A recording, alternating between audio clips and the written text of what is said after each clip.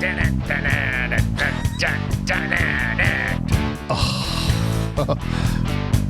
it, Beavis. Always the hard way on Bad Movies Rule, the worst movie podcast ever recorded. And today, it's Delta Force 2, the Columbian Connection. Let's go!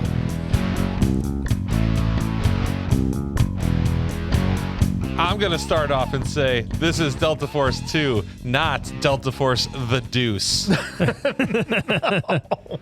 It's interesting, The too. first one was the Deuce of the You group. didn't like the first one. It was your just first way Chuck too slow movie, going. right? First Chuck Norris, anything, heard so much, expected so much. Oh, Chuck Norris, let's go, you know?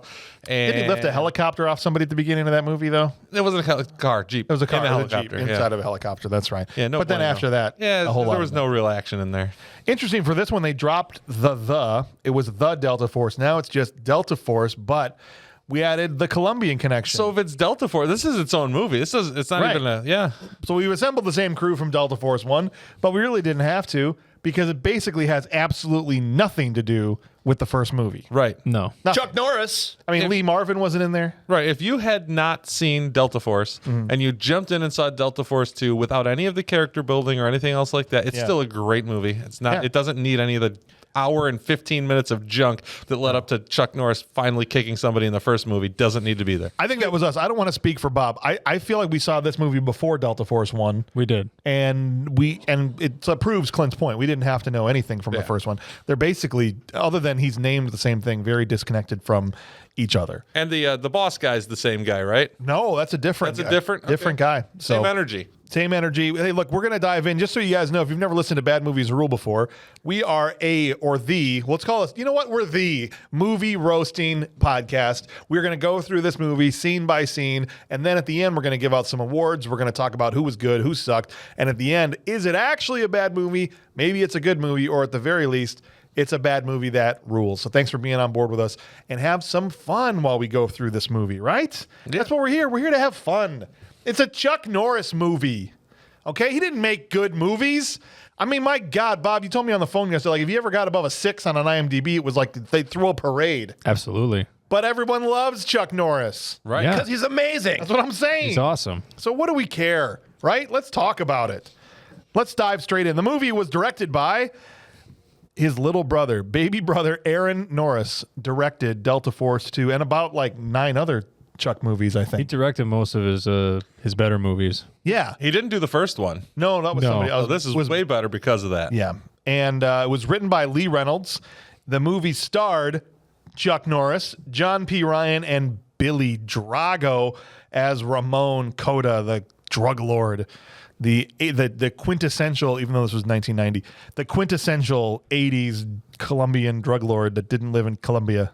Was this guy heroined out for a coke dealer? Is that just me? Am I like, this guy's playing the wrong drug? He's too mellow. He's way too playing the wrong drug in this, yeah. Maybe you don't get high in your own supply. You know what I'm saying? Well, you're not supposed to. Maybe that's Right. what keeps him successful. Well, Scarface did not get that memo. Right, that's a true story. This guy was supplying Al Pacino. Oh, God. With all of the. Can you coke. imagine if Al Pacino was in this movie? Dude. Oh, you want to pair off? All right, I got you. Oh, okay. You think you roundhouse kick my goons or you roundhouse kick your mother? Why is your Al Pacino Scarface so good? You cockroach. You cockroach. I can't do it very well. That's all right. I'm Because he does offending it all day. I'm offending Mexicans. We got to stop. No, he's Cuban. Cuban, bro. Bro, he's Cuban in that movie. Same thing. All right. That's not offensive. All right. I don't think you can do that. Budget for this movie was $16 million. Right on. Colombian dollars? American, as far as I know. Oh, okay. Well, American Finance, the cartel, right? Sure. The cartel financed. Let's just go with that. I'm joking. The box, no, I think they probably did. Box office for this movie was $6.6 million. So about a third of what they spent. Did you carry the one? Not gonna, no, and they didn't either. I think there's some funky accounting going on here. We've spoken about this and agreed to not speak about this anymore. Where's for fear of Gortowski? He'll retribution. deep dive into this. Menahem Golem, obviously, this is a canon movie, right? That's not a real name. It's his name. I think he directed the first one, didn't he? That's why I was so Yeah. And so Sorry. in this one, no, Crappy. it's okay. So in this one, I think he just produced it. He wasn't directing it anymore, but there was always some funky accounting going on. They would be like taking movie from or budget from another movie to help finish this other movie over here. And they were all like kind of in a big soup. And so who knows what really was spent on That's what happened to Quest for Peace.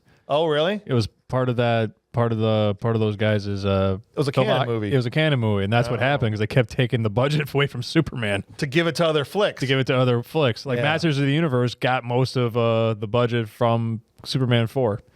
And what'd they do with it? Nothing. They couldn't even keep the lights on at the end of that movie. They had to shut the lights off because they They overstayed didn't their have the welcome. power. Gee, they didn't. All right, so we've done He 130. needs a number. Oh, sorry. Yeah, Was it red? yeah, red. There you go. Hey.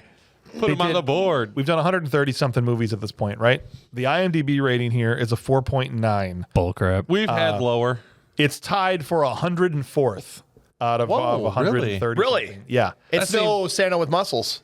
No. This seems much lower than, or this seems like it should be much higher than 104th. 104th. It's tied with 4 other movies. Mr. No Legs was also a 4.9. American Ninja 2 was a 4.9. Vindicator was a 4.9. And right. Wild Wild West was a know what? 4.9. I'm planting my That should flag be in higher, Wild Wild too, West. still. I'm sorry.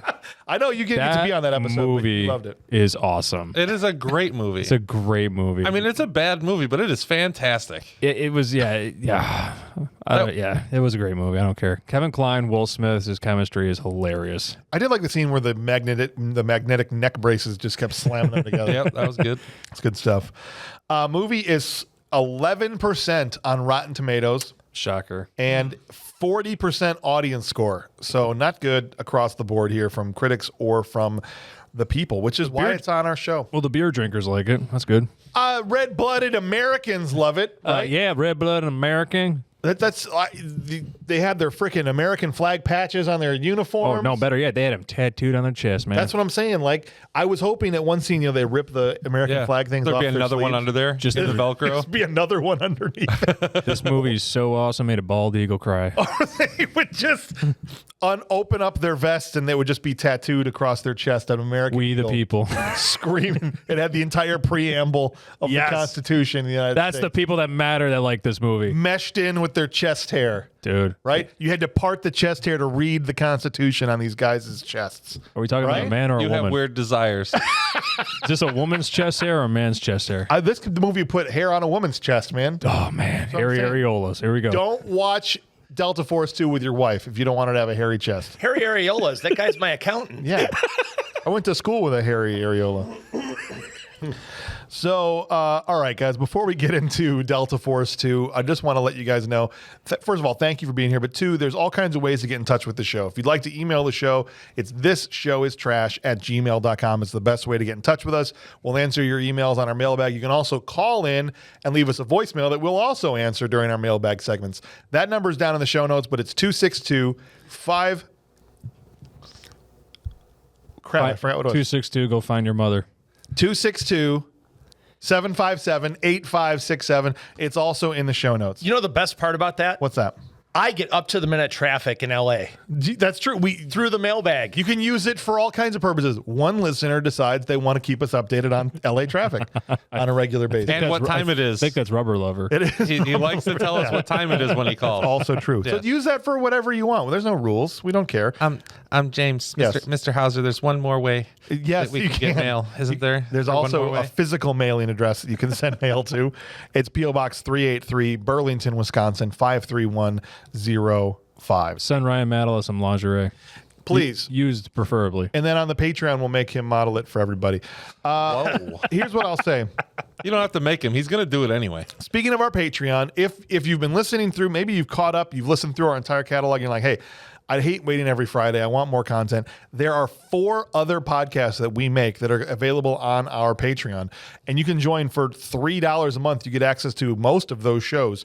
We have a show called Good Movies Rule where we talk about all-time classic movies. We've got a show called On the House where we're reviewing everybody's favorite beverages. We have a show called the BMR Post Show where we just keep recording after these episodes are over. And so you hear kind of our wind down and the after show there. And we also have a horror movie podcast called called The Horror Reel, hosted by Ryan Mantle and his wife, that they talk about every month a new horror movie. They've done Saw already, and they did Nightmare on Elm Street, and they got more coming up. So if you want more content, it's out there. It's very reasonably priced, and it helps support and back the show, which we greatly appreciate. So jump on there. Again, that's in the show notes if you want it, but it's patreon.com/badmoviesrule. And you can get the full Dudikoff on there. Yes, you could. If you want that, go ahead and look into what the full Dudikoff is. We've only had one person ever brave enough to go full Dudikoff. Just make sure you turn off your browsing history when you do it. Do that. And minors, please get your parents' permission before signing up for the full Dudikoff. But please sign up. But do it anyway. Yeah. I mean, as long as you have dad's credit card, it's fine. All right, you guys want to jump into Delta Force 2? Yeah. Are we ready? Let's go. Because there's a lot. It's almost a 2-hour stinking movie. It didn't stink at all. Yes. I didn't say it was stink. It played a whole lot better than 2. I was like, I didn't feel 2 like hours. this was 2 hours. And I remember Delta Force being really long. A slog. Yeah. And I'm like, oh, well, they probably, learned their lesson and made this a much shorter movie. But no, it's almost 2 hours long. But you're right. It doesn't feel Better like that. story development in this one. For sure. It kept going and going and going. The movie opens with a sting operation in Rio, down in Brazil. And there's some DEA agents in a van monitoring a Mardi Gras-like type party. I know it's not Mardi Gras, but there's It's some a kind carnival. Carnival. Thank you. Right. Yeah. And there's all these people coming around going with masquerade masks and their costumes and all this stuff. Right off the bat, first thing, dude gets out of the car, and the guy, they're in this van. They're all packed into this van. They're watching surveillance. Stinky Yeah. surveillance van, I'm sure. It had to smell great in there. They're locked in there with all their farts. Black and white TVs way back in. Yeah. I mean, it shows clear as day that they're black and white TVs. His first thing is, there he is. He's getting out of the car with a gold mask on. It's like, I'm looking at the picture. You don't know if that's silver, if that's white. You can't Brown. It could be a brown what color that is. No. To be gold is like error 1. I was Right. like, all right, here we go. They get it. They watch this guy get out of the car like, that's him. That's Ramon Cota, because that's his And how would bodyguard. you know? Well, because it's the bodyguard that he's always with. Right. But You it's assume. quite a leap Yeah. to be like, we got our guy. This Yeah. is him for sure. Yeah, he finally goes- left the country. He mingles in with the party, and they got the cameras tracking him. And then about 6 DEA agents are in costume in the party, and they definitely don't look like cops, right? I hate to be the guy that had to wear the bra. The coconut bra? What guy did he upset in the office? They're passing him out. They're back in the sweaty van, and like, Right, all right, yeah. here you go. You get to be the He was, pirate. he was more shredded than a Julian Salzer, man. That guy's like, I got my own. He's like, I brought my own. He's like, no. You got to be coconut woman. This is No, that was his own. Yeah. Oh, that's the one he brought? Yeah. He stole it from his wife. Can I wear this instead? But I mean, these guys, Should I break think I the could have carpet. walked into that party and been like, DEA agent, DEA agent, DEA agent. That would have been my costume. I literally would have been in there with a DEA shirt on. With a hat Yeah. and the sunglasses and Yeah. everything, right? Well, they finally, the dudes in the sweaty surveillance van are like, all right, move in. He's there. So the pirate and the coconut hooker or whatever he's dressed up as, they all come in and grab the guy and unmask him. But of course, it's not Not the guy, him. Sounded like the great setup to a joke. right? These dudes walk into a party in Rio, and unfortunately, they don't have their guy. No. Cut to Ramon Cota's hit squad surrounds the van out in the alley. Psychotic gestures. Look, I was Yeah. Oh. backstage on an ICP concert. You're right. These Brazilian Brady. Brazilian juggalos surround this van It's terrifying. and just shoot up everybody. They No, splattered a lot of Fago in there. They did. There was no bulge for any of those Uzis, and magically they had Uzis. They did. They Max Payne'd it. They had them down their pants. It's like in a video game where you've got an inventory. We have 12 guns. Yes, Right? But you're just like, I'm looking at my guy's just got a suit on. Where has he got all these guns? It's like Max Payne keeps pulling out. saying he's got like a pocket dimension in their pocket. Remember the literally. jackhammer in that game? The Yes. jackhammer shotgun. Where is he keeping that? I know. I don't know. Don't answer that question. I mean, don't being wanna- jesters, they probably were pulling out the handkerchiefs first. Oh, that's true. That's true. Yeah, so they shoot up all these guys, and then Ramon leaves a little voicemail on because the other DEA agents Perfectly well timed. run out of the dudes that arrested the wrong guy. Like crap, let's get back to the van. They get there in time for a video message. They shot 786 bullets per square inch into this van. I know that's an exaggeration. Yeah, it's about right. They blew up everything. They put 42 holes per person, per limb. Yeah. And did not hurt the one TV screen that he was about to broadcast his cryptic message. They're like, don't shoot up the TVs. Like, shoot everything but this right here. Don't touch that. Plot armor. Yeah. So he goes on and he basically says, like, I am impossible to arrest, but I am not impossible to annoy, and you have annoyed me. And Agent Page, he knows who the guy. Agent Page was like the main agent. Right? Yeah, from frickin' Mr. No Legs over there, the cop. Yeah, that's Yes. right. That's right. Mr. Richard Jackal. Jackal, he's the guy right there on the poster. Yeah. God bless him. Yeah. He was in there and they basically said, maybe I'll treat you like this guy, but whatever. He lets the DEA agents go. He could have just murdered all of them, but he doesn't. He could have. All right, cut to Mr. Chang's Chinese restaurant back in America. Again. Bad guys go to restaurants and act stupid. Look, either Chuck hires bad guys to follow him around to every gas station or restaurant that he goes to, or he has the worst luck in the history of anybody.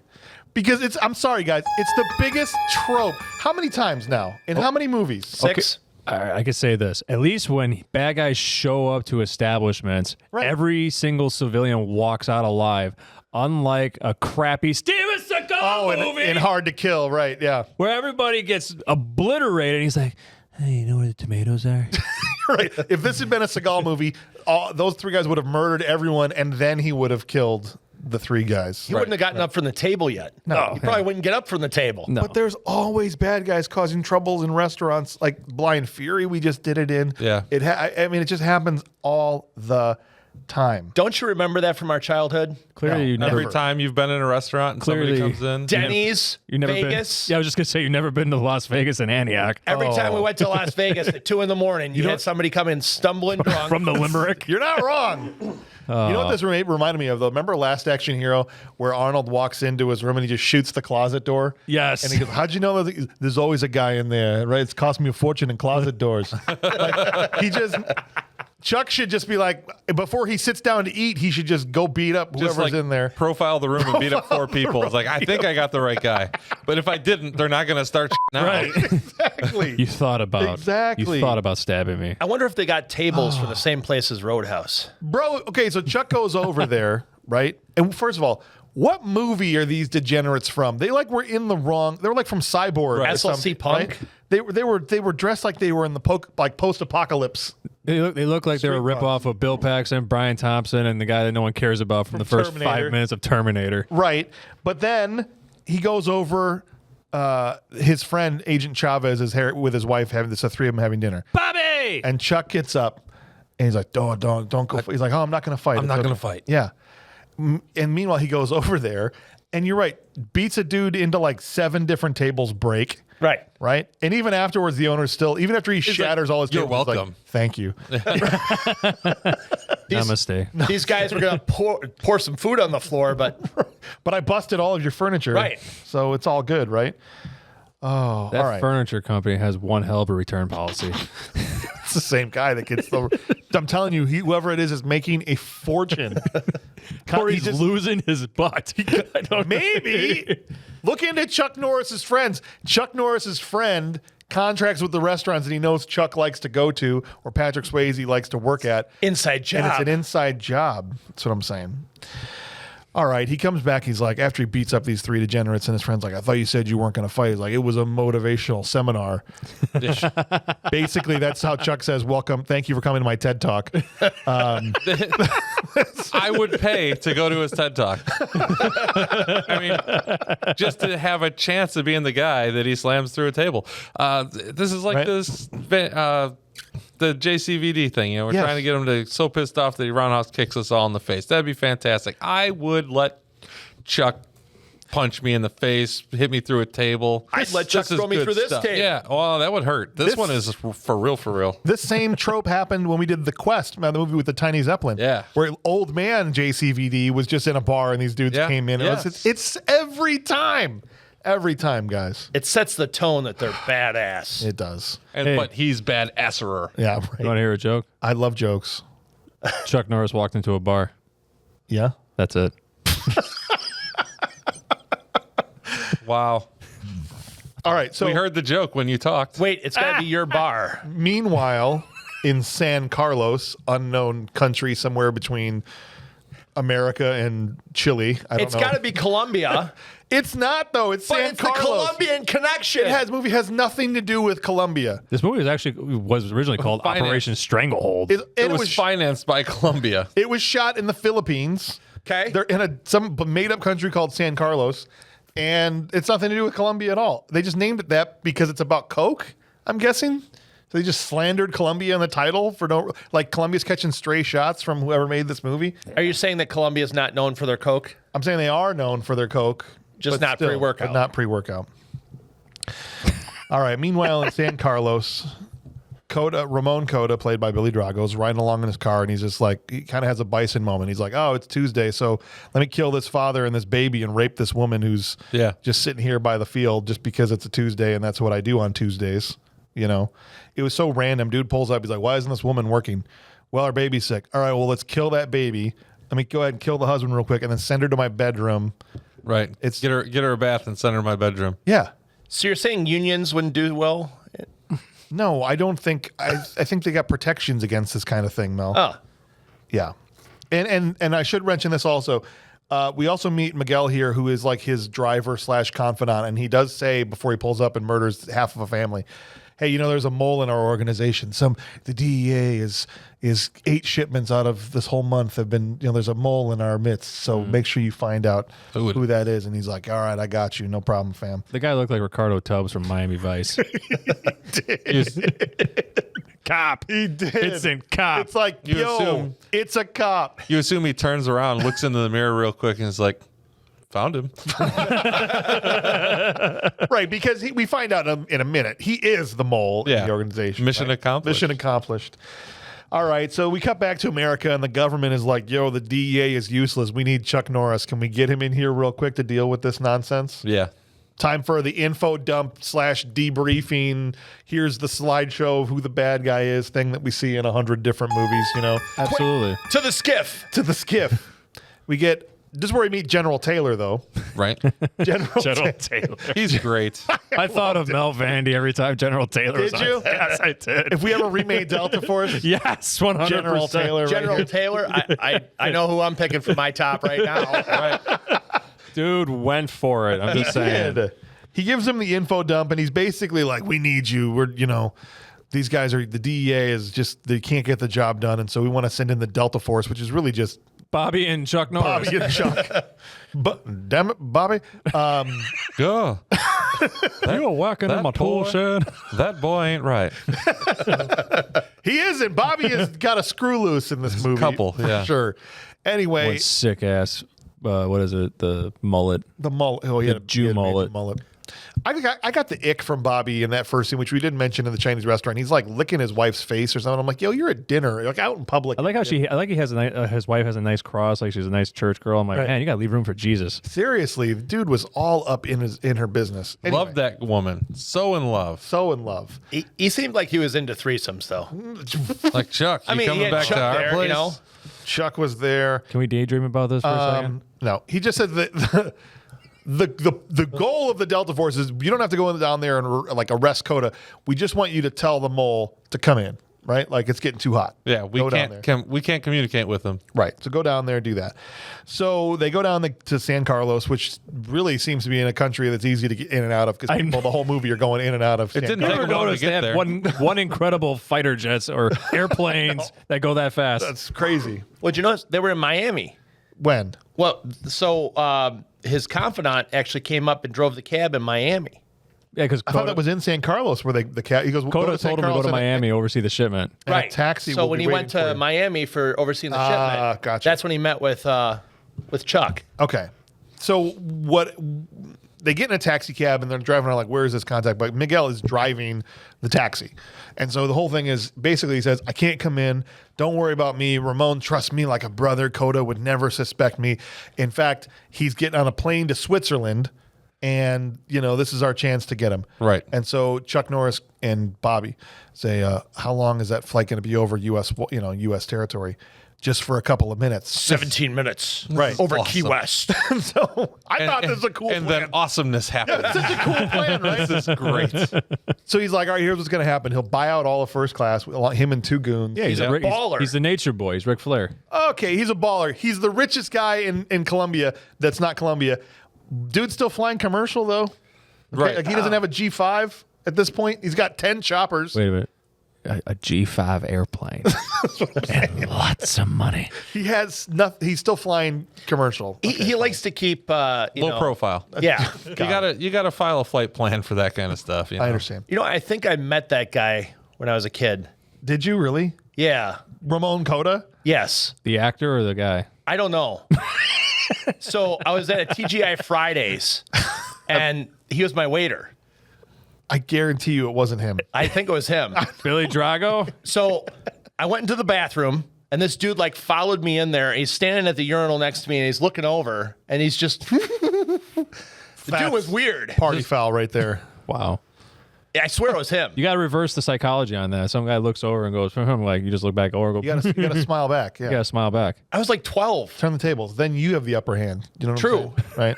Right? Okay. like on the bat. Right, exactly. All right, so they're on this flight. They jump on this flight, and sure enough, here's Ramon Cota. He's in first class. He's got his 2 goons with him. Bobby comes back from coach into first class, and he's You walking gotta use the can. towards the cockpit, like he's gonna go pee in the cockpit. He's like, I need the bathroom. It's in the cockpit. The first class whatever. bathroom's right there next to the cockpit. No, they get their own bathroom. Oh yeah. Oh, yeah. What kind of horse crap is that? I didn't know they what got do their you- own So much bathroom. nicer. What do you think stewardess are used for? I thought that they had to go back to the other bathrooms with the peasants. No. Well, that's why he went into first class, and they're like, you can't use our bathroom.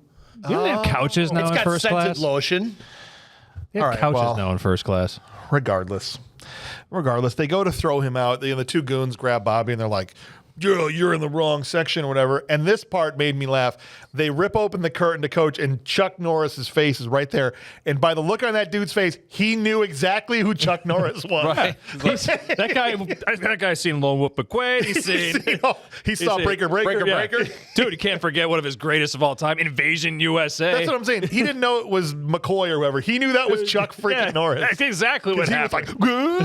like, That's all it took. that's it. They totally just waste these dudes. Oh, it's wonderful. Remember, you could just bring guns on flights.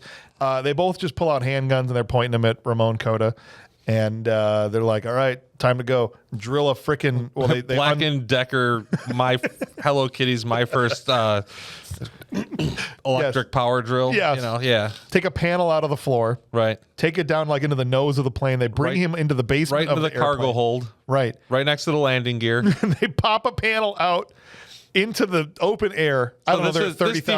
depressurized the cabin because they have a hole out up there and here is outside. Seems Exactly. legit. You would Yes. think all the oxygen Completely masks reasonable. would be flying out, but no. And the whole time, Ramon Cota seems real calm, and he turns to me. Super chill. He's like, "Hey, man, I let make me you go. a millionaire. You'd be so rich. Let me go, man. Let me go." He says it like 9 times in a row. Yeah. Let me go. Look at all my money. Look at all this. He's got a briefcase he's handcuffed to that's full of cash. This is also important. He goes, "Let me go. Let me go, man. Let me go. Let me go. Let me go. Let me go." And finally, Chuck goes, "Okay." Yeah, he wouldn't put on the parachute. Oh yeah, right. He's like, right. I'm not putting it on. If you put that parachute on, you're gonna make me go out of the plane. Because they've got a window they can jump out and be in America. Right. Basically. Right. And so they just shove him out, no parachute. Yep. And he's just falling. And He does a full point break on him and goes right after him. That's just pull 4-point yes, break, but still. But the freaking briefcase opens and there's just money raining out So- of this briefcase. Oh, it's great. we play Fortnite, right? Yeah. I have this Midas briefcase Yes. contrail, whatever, when I'm coming in. Right. But like when a briefcase latch fails, Right. it's not usually because there's air blowing past it. That's not the reason why they fail usually. But this thing is closed until he's falling through the air and it pops open. Right. But it pops open a little bit so that the money falls out forever. Why wouldn't it just swing open and up, poof, gone? Even with as little as it was open, I feel like that money's gone in about a second and a half. That was a lot of money, though. Right? Dude, his money lasted longer than mine does when I go out to eat.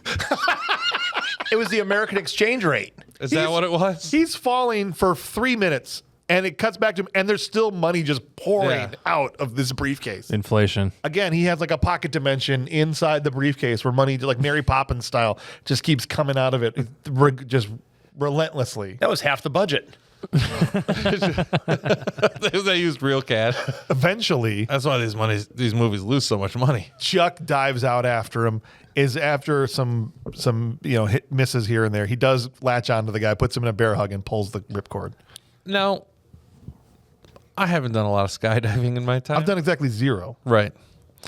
So I know that when you're trying to catch somebody, however, that you kind of point and you go after him. Chuck is in the full, like, I'll get there. Arm spread. I'm Chuck Norris. I'm going to leg get spread. there. Right. He falls faster than a normal person. Right. Because he's Chuck. Yeah. So he wasn't worried about it. They do, in fact, they're able to get him onto U.S. soil and immediately into a courtroom like an hour and a half later. Yeah. He's in Court was ready. Right? They're all there waiting for him, looking at their watches. Yeah, where is he? All rise. Right, there they it land on the roof. Get him down here. And this judge basically slaps Cota on the wrist, gives him a $10 million bail, Which is nothing. which is nothing. And he kind of starts walking out there like he's all smug. He gets in Bobby's, Bobby and Chuck are in the audience of the courtroom, gets in Bobby's face. He's smarting off to him, and Bobby just punches him right in the face. That's wonderful. And then the judge, here's the thing. That guy's on bail. Yeah. He's out on bail, and he was just involved in a fight. It doesn't matter who started that fight. He should go back in. And then he pimp smacks a security guard. Yeah, why did he smack the bailiff? Yeah. Smack some old guy trying to escort him out. The bailiff does. I feel like that wasn't scripted. The bailiff does nothing, and he doesn't even react. He just turns around and just bitch slaps. Yeah. This bailiff that's behind him. Yeah. Just backhands him. Like, yep, you're in jail now. That would have been great. It's like, oh, I'm sorry, we have to take you back in. That was so random. And then they got to show another court hearing. Chavez, Bobby. I just keep calling him Chavez, but Bobby Chavez. The next thing we see is him. It cuts from this, and they're bummed out that Drago's just gonna, or Cota's just gonna go back to San Carlos. So it cuts to a high school basketball game. We're at Bobby Chavez's son's high school basketball game. He's there with his wife and Chuck, and his son hits the game-winning shot, which won't be seen on camera because the dude's got the camera pointed at the ground, Right. while his son's hitting the game winner. They at least allude to that. This I stuff- can't wait to see the video from that. Right, but I just want to make a quick point about this and we'll move on because it's a small part of the movie. This stuff never used to bother me until I was a dad, and now I notice stuff like this. Like, okay, when I watched this as a kid, you think I gave a crap about whether dad was getting the shot, but now as a father, I'm like, get the shot of the kid hitting the shot. What are you doing? You're pointing at the floor. Right. The dad logic kicks Yeah. in now, and it didn't before. Speaking of dad logic, did you notice that half the cheerleaders were like in their mid-30s? Well, what's wrong with that? And this Everybody is high looked school. Everybody looked older in the 80s, dude. I'm sitting here, and they're leaving the courtroom. Yeah. And they get to this basketball game, and I said to myself, I was like, yes, you just pissed off an international drug lord and murderer. Right. Let's go spend some time with our families and everybody we love so that they can plan their revenge on us Figure it and figure out. out who everybody is. Let's do that immediately. Let's not say, hey, we pissed these guys off. They know who we are. Let's us go into hiding a little bit. Yeah. I mean, I felt bad for his wife and his kid. I never felt bad for Bobby himself. Right. Bobby's kind of a skis. Even after, before they even get down, they're walking down the bleachers, and he's already, again, licking his wife's face. He's, I want to jump your bones. I'm like, dude, you're at the basketball game. You're in school. You're in school. What the hell is the matter with you? I got the hottest wife on the planet. What the hell, dude? She's about a 3. Wait, regardless. It's a weird planet. Regardless. Apparently, Chuck and Bobby went to get pizza, so it's just the wife and kid at home. And did anyone not think they were dead as soon as that doorbell rang? Yeah, that's exactly what I was thinking. Right? As soon as they went to the basketball game, They're going we knew they home were for dead. dinner, and these guys went out for pizza. That's the weird part. Yeah. You guys will be fine here, right? All right. Well, Chuck's going to come with me. I'm not going to leave Chuck He Norris. didn't get a chance to eat his chocolate cake. He didn't even get, no. She opens the door. Teenage son gets shot. Then Ramon Cota walks in. She gets shot. And by the time they get back with the friggin' pizza, an entire crime scene is set up. Right. There's By the way, 1,000 people there. And she's pregnant. And she's pregnant. Right. Right. I This- forgot about that. That's sick, man. So now it's just Chavez and Chuck, and they're on the ground in the living room, and he's consoling his friend, and he's like, I'm going to go kill him. He's like, no, you can't, dude. I can't let I you. can't let you do that. And then Chavez knocks out Chuck Norris with a gun that must have been made out of obsidian or something. I don't know how you knock out Chuck Norris. It was made out of Chuck Norris. With a little love tap. He made it out of Like toenail clippings and stuff like been that. collecting his toenails and hair follicles, and constructed a gun made out of That's Chuck the Norris. only weapon. The only way. Yeah. That was Chuck Norris giving him the wink, wink, nod, nod. You know. Oh, like, I'll let you I go can't. ahead. I can't let you. no. I can't let you. Oh, he knocked me out. Oh, I'm unconscious. Bobby Chavez goes down back to San Carlos immediately and tries to kill Cota at the horsey ball game, and Water polo? whatever it was. I don't know what it's called. Oh, wait. Polo. Is it Regular It's just polo. called polo. This is Paul. It's- Yeah, the It's- horse would drown in It's water polo. horsey ball. Horses can swim, bro. Yeah, I would have thought you'd know this. 100% horses swim. Not in a polo game. Dude, have you ever seen No, one? just because that's not how the game is played. Water polo is horseless Why? because it's just men. It's just polo. That's No, the horses with just polo. It should just be man polo. Man, I don't know. It is confusing. I guess. Horseless It is. polo Horseless polo. Wow. I don't know. with water. It's horsey ball. Anyway, before he can get to Cota, who's there up in the grandstand, he's We've intercepted. just pissed off all of our polo enthusiasts. all fans. polo enthusiasts. I'm sorry out there if you like a horsey ball that we're not respecting your game. Okay, Like a I real apologize. sport, like NFL or Yeah, something. like Or a real highlight. sport. Wow. Okay, anyone who plays a lot of polo is a loser. Or Like red. like a good sport, like Actually, women's volleyball. Sylvester Stallone was like a professional polo player. So Yes, he was. Yeah. Wait, if they play polo, they have money. If they have Usually. money, they can go to the full Dudikoff. dude. Polo's awesome. I've always enjoyed polo. I don't say this a lot, but I've always thought it was a sport for intelligent people. I wore a Exactly. polo shirt yesterday. Yeah, in support of horsey ball. Yes. I appreciate that. Still sucks. All right, so Bobby is intercepted before he can kill Cota. We think probably by his guys, but it's actually DEA agents that are like, Right. Super Tan Page. what the hell are you doing out here, dude? But they're then immediately apprehended by Cota's dudes, surround them. And so now you've got 4 prisoners, 3 DEA agents and Bobby are taken prisoner by Ramon Cota. And there is like immediately after that, they have like a meeting in the boardroom at Cota's house. It's just like one of those, there's a betrayer in our midst. Bad people meeting. Meetings that they have. One of you is a traitor. You know they've done that a lot. Yeah. Oh yeah. I will execute him myself. That's right. And they also have the gas chamber in the conference room, like for parties or something. I don't know why they have it in there, but it's like it's right there. Right. And they've got Bobby sitting in the gas chamber while they're having their meeting. Okay. And they're going to gas him so they can all watch him die And this chamber is while they have also lunch. Or his something. I don't bedroom. know. Yeah. Because later he's in his bedroom and the gas chambers, or he has multiple gas chambers. He probably it's has one, possible. probably. He's the kind of guy who would have multiple gas chambers. Who's the contractor that builds this, and how do you explain that to them exactly? Or probably the contractor gets killed. You know, afterwards. I need a second gas chamber put in my bedroom because sometimes I don't want to walk all the way out there to kill my horse. Horse or horrors? Why? Yes. It's not. We were respecting the polo players. I thought whores, prostitutes. Or it's the contractor that upsold him when he did he's like, oh, you're gonna You know, want, we get a 2-for-1 deal here. you're really Buy gonna one, want get one that second 50% off. You're gonna Do want the that gym- second gas chamber. Do the Jim Varney freaking contractor? Well, sure, right here you got your HVAC pipes right here, and that will suck the air out of a dying right. rhinoceros. So we could just look at it split, get this over, and just do a second one right here. Let's just do it.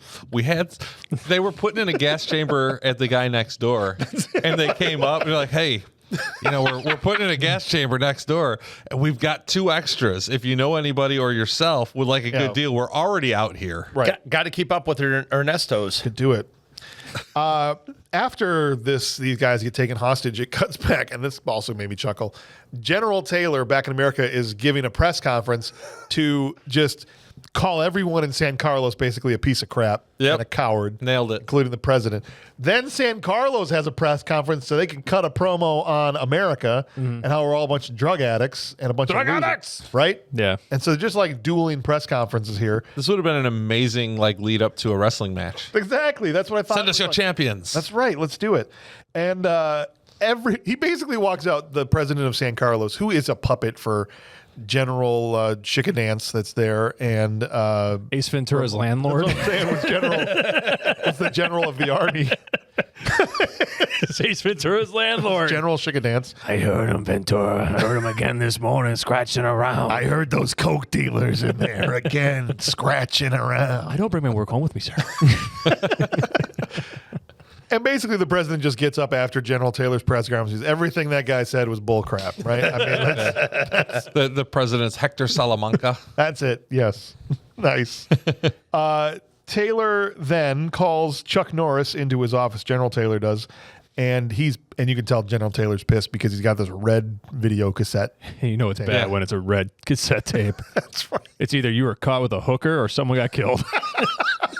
Well, the red cases were the ones in the back room of the movie store. And he is beating the crap out of General Taylor. I love how he played this character. He just takes it out of the case and he chucks it against he's the in wall. it. He's just, And he's just in this whole time. And it's a video of Bobby getting gassed. And Bobby, when he got gassed, was like, "They'll remember me. You're going to die." And then he just died. So Bobby Chavez, pour one out for Bobby. He's dead. Yep, And gone. everyone's really super mad about it. for the homies. And immediately it cuts to Chuck's face, and he's like, "Time to beat the crap out of some recruits." And Yeah. that's It literally cut right. He turns his literally- back. He literally went to like, I'm gonna go kill some ninjas now. Like, I'm gonna show you how badass I am. I'm gonna train up these ninjas by killing them. There was one thing that was missing from this movie that What's I that? did miss. Alan Silvestri's score from the first one. Yeah, that was a great score. And they could have put that in right here. It's basically there's a sand pit. Chuck's in, he's got his fatigues, he's got black tank top and fatigues on, and he's surrounded by a bunch of dudes dressed the same way around this circle. And he's just going, He's teaching the pacing. You. This is the pace in which I want to fight everybody. you, then you. And it just, he calls, and he put one guy in the walls of Jericho. Yes. One guy had him in the master lock. He got out of the master lock. We're like, well, Chuck Norris can get out of the master Right. lock. And then he's like, "You." I just wanted him at one point to go, "You," and the guy's like, "No, thank you." Dude, I like his sec. I already went. It's his turn. I did it yesterday. No. I don't know the actor's name. I try to find it. I really enjoyed his second in command, the tall black hair guy. Yeah, that yeah. guy was awesome. It was great. He was just.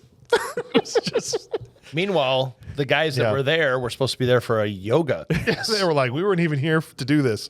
He walked out of there and he just starts pointing at guys. How do you expect Chuck Norris would do if he was trying to teach a yoga class for blind children? I think it would look exactly the same. It'd be indistinguishable from the scene this is yoga as he's snapping the kids. But the kids neck. couldn't see him pointing at him. I know. You just say "you," and you would have to just use have- your bat sonar to figure out he's looking at you, I guess. We love Okay. we love blind people. All right, so time for a debriefing meeting. They go back in there, and the general's like, "Look, Chuck, I'm just calling him Chuck Norris, slow movie. I don't care what his name was. The base is unapproachable from all three sides of the mountain And the air. And then Chuck has a great line. Usually, where I come from, mountains have four sides. That's right. Like now he's a mountain scientist, right? And he's like, I've seen mountains with hundreds of sides. Apparently, How many this sides? mountainside is made out of marble granite. he's like, it's sheer. He's like, no one, it's unclimbable. It's sheer granite face on the Oh, fourth it's sheer side. granite facing. Yeah, And Chuck's like, I'll climb this crap out of this mountain. I don't give a crap. dude. Yeah, you can climb anything. Suction cup finger Chuck. Seriously. Jack and the Beanstalk just got Chuck Norris. Then General Taylor takes a phone call. He gets back Leaves from the phone room. call. Leaves- This is fantastic. I love this moment of comedy here. Do you remember what he said? Chuck turns around. He goes on this phone call. Yeah. Chuck turns around and stuffs one of the pictures in his shirt. Right. And then the chief comes back in. I forget what he says. General Taylor. General Taylor walks back in the door. Goes, that was the president. Yeah.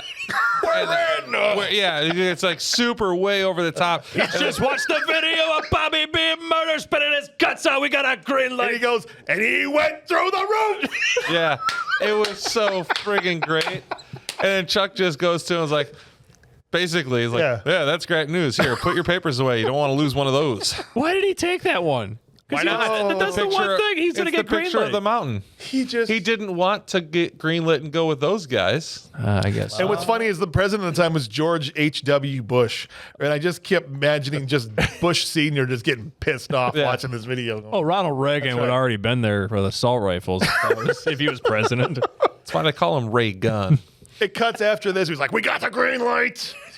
It cuts. We're doing more training. We're beating ass on more recruits. Right now, but better. Now we're shooting mannequins. Right. In a lot. The shootings with the pop-up targets and all that stuff. Oh my God. That's strategy. They walk in. All right. We're going to go in 4 different ways. You're going in through the window. Yeah. I'm going in through the ceiling. You're coming up through the floor. And we're all going to aim each other's directions and just shoot everything. That's exactly it. And it's going to work. I appreciate these montages. I like this is great. Like I like the fact they didn't jump from. They took their time and told the story. I like the Yes. they literally just.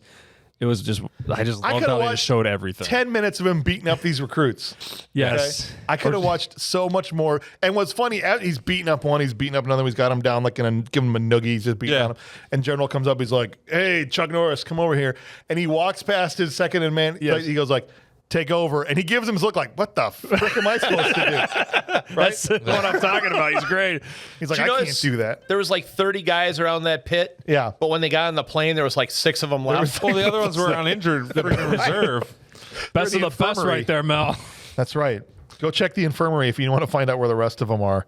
They're hanging out, John Candy and Harold Ramis We were going to the bingo parlor. at the YMCA. This one way or another direction's got all fouled up. Shut up. All right. So the general, he calls him over and tells him, all right, look, the intel's been leaked. All right. They know we're coming. We're going to still go, but they know that we're coming. And Chuck's like, all right, look, let me just go 48 hours before everybody else, and I'll get the DEA agents out of there before you strike. Let me romance some native woman. That's right. Quinquina or whatever her name. Quinquina. That's what he goes, all right, your contact is this woman. Dude, they get on the plane. How lucky is it that it's this woman who had just lost her son or her baby and her husband and been raped? Right. How fortunate. But how cash, they're on the plane, the C-130, ready to jump out, and he's telling Chuck, all right, now your contact had her husband and her baby killed, and she's still a little touchy about it, so maybe don't bring it up. Don't bring it up.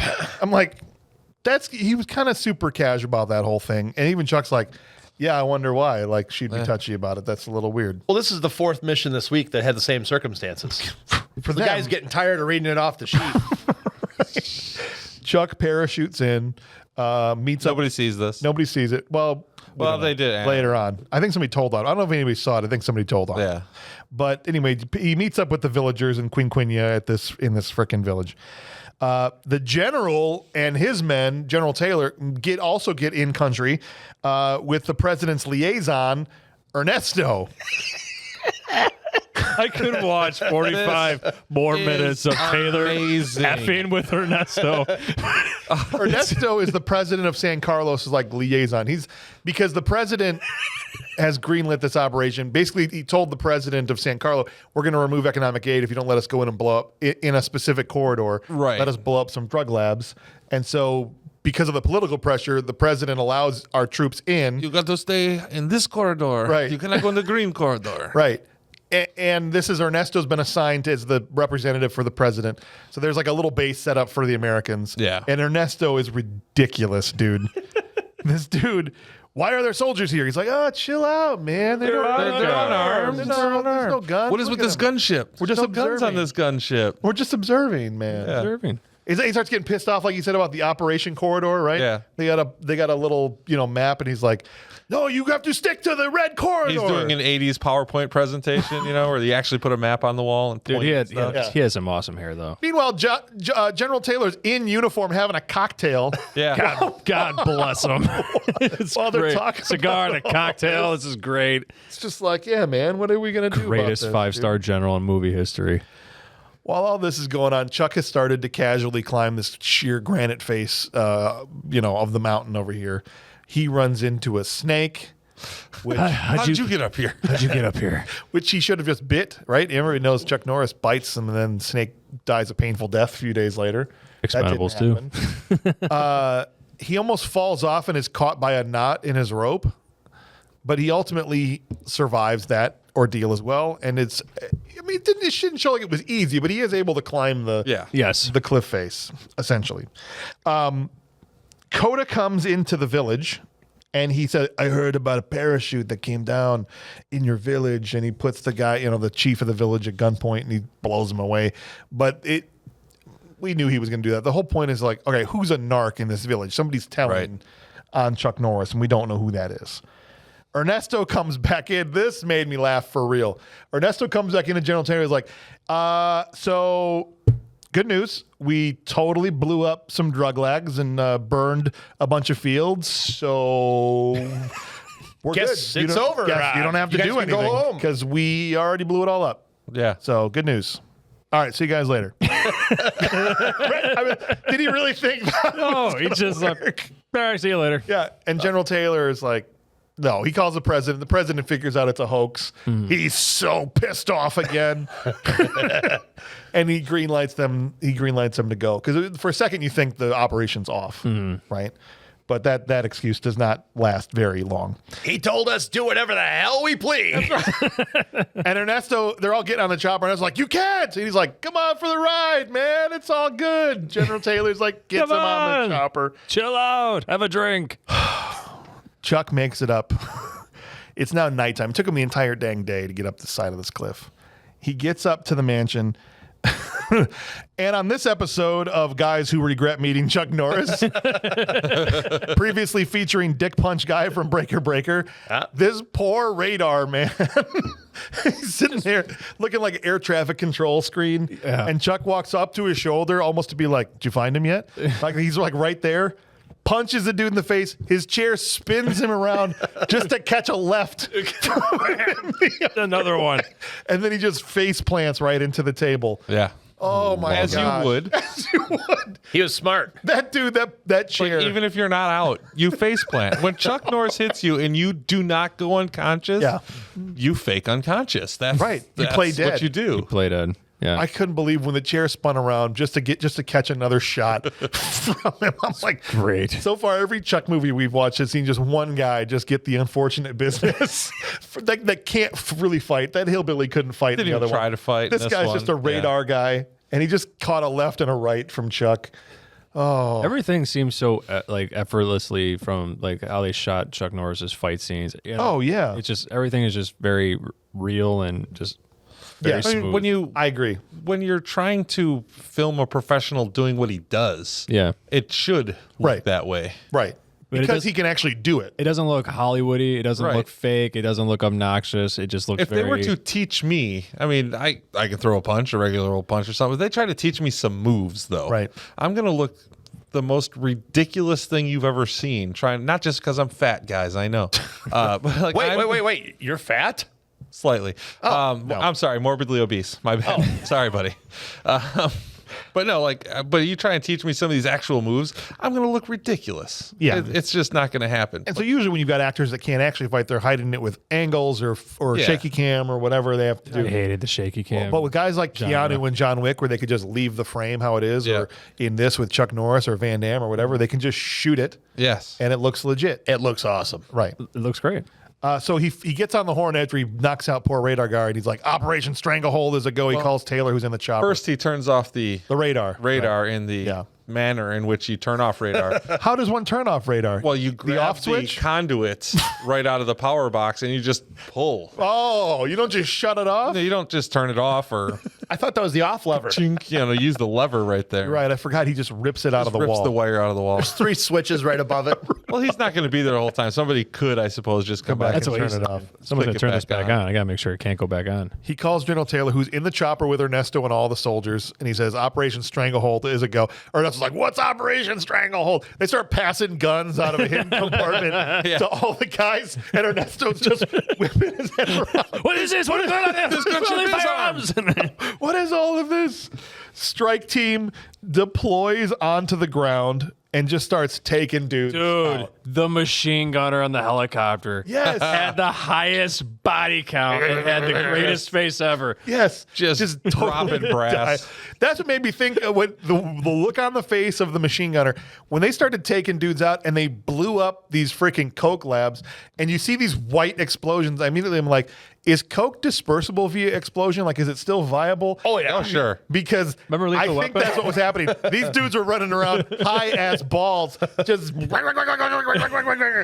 were high from the moment they were hired to do their role. When the soldiers, the American soldiers take out something, they run in and they cut open that giant bag of coke and they look in this everywhere. The guy had a look on his face like, holy crap, we're rich. Yep. And we're going to see Three Kings going on right here. I don't know if these guys were legitimate ex-special forces they got to be in this movie, but I don't know, the dude. way they were doing the combat stuff looked really nice too. Like they didn't. Yes. You mean like where you jump down with an Uzi and you go back and forth like No, this? it's not like the Every moves they were 80s pulling- movie? like the moves, the martial arts moves that they were Yes. pulling off. And these are the guys that were just getting smacked around by Chuck Norris in a circle. You better learn something if you're getting smacked by Norris. So you knew these guys were in trouble where the guys that he beat up were beating up the guys. Yes. They had no chance No chance. against Chuck. He did this to me for all. 3 weeks. That's right. Take out all those frustrations. They're blowing up stuff. And at this point, they've gone out of the corridor and Ernesto's freaking out. And General Taylor has another great line. He's like, I like the drug labs in the green sector better. Yeah. Right? And change heading to 183 is like, well, that's south. Yes. Oh my gosh.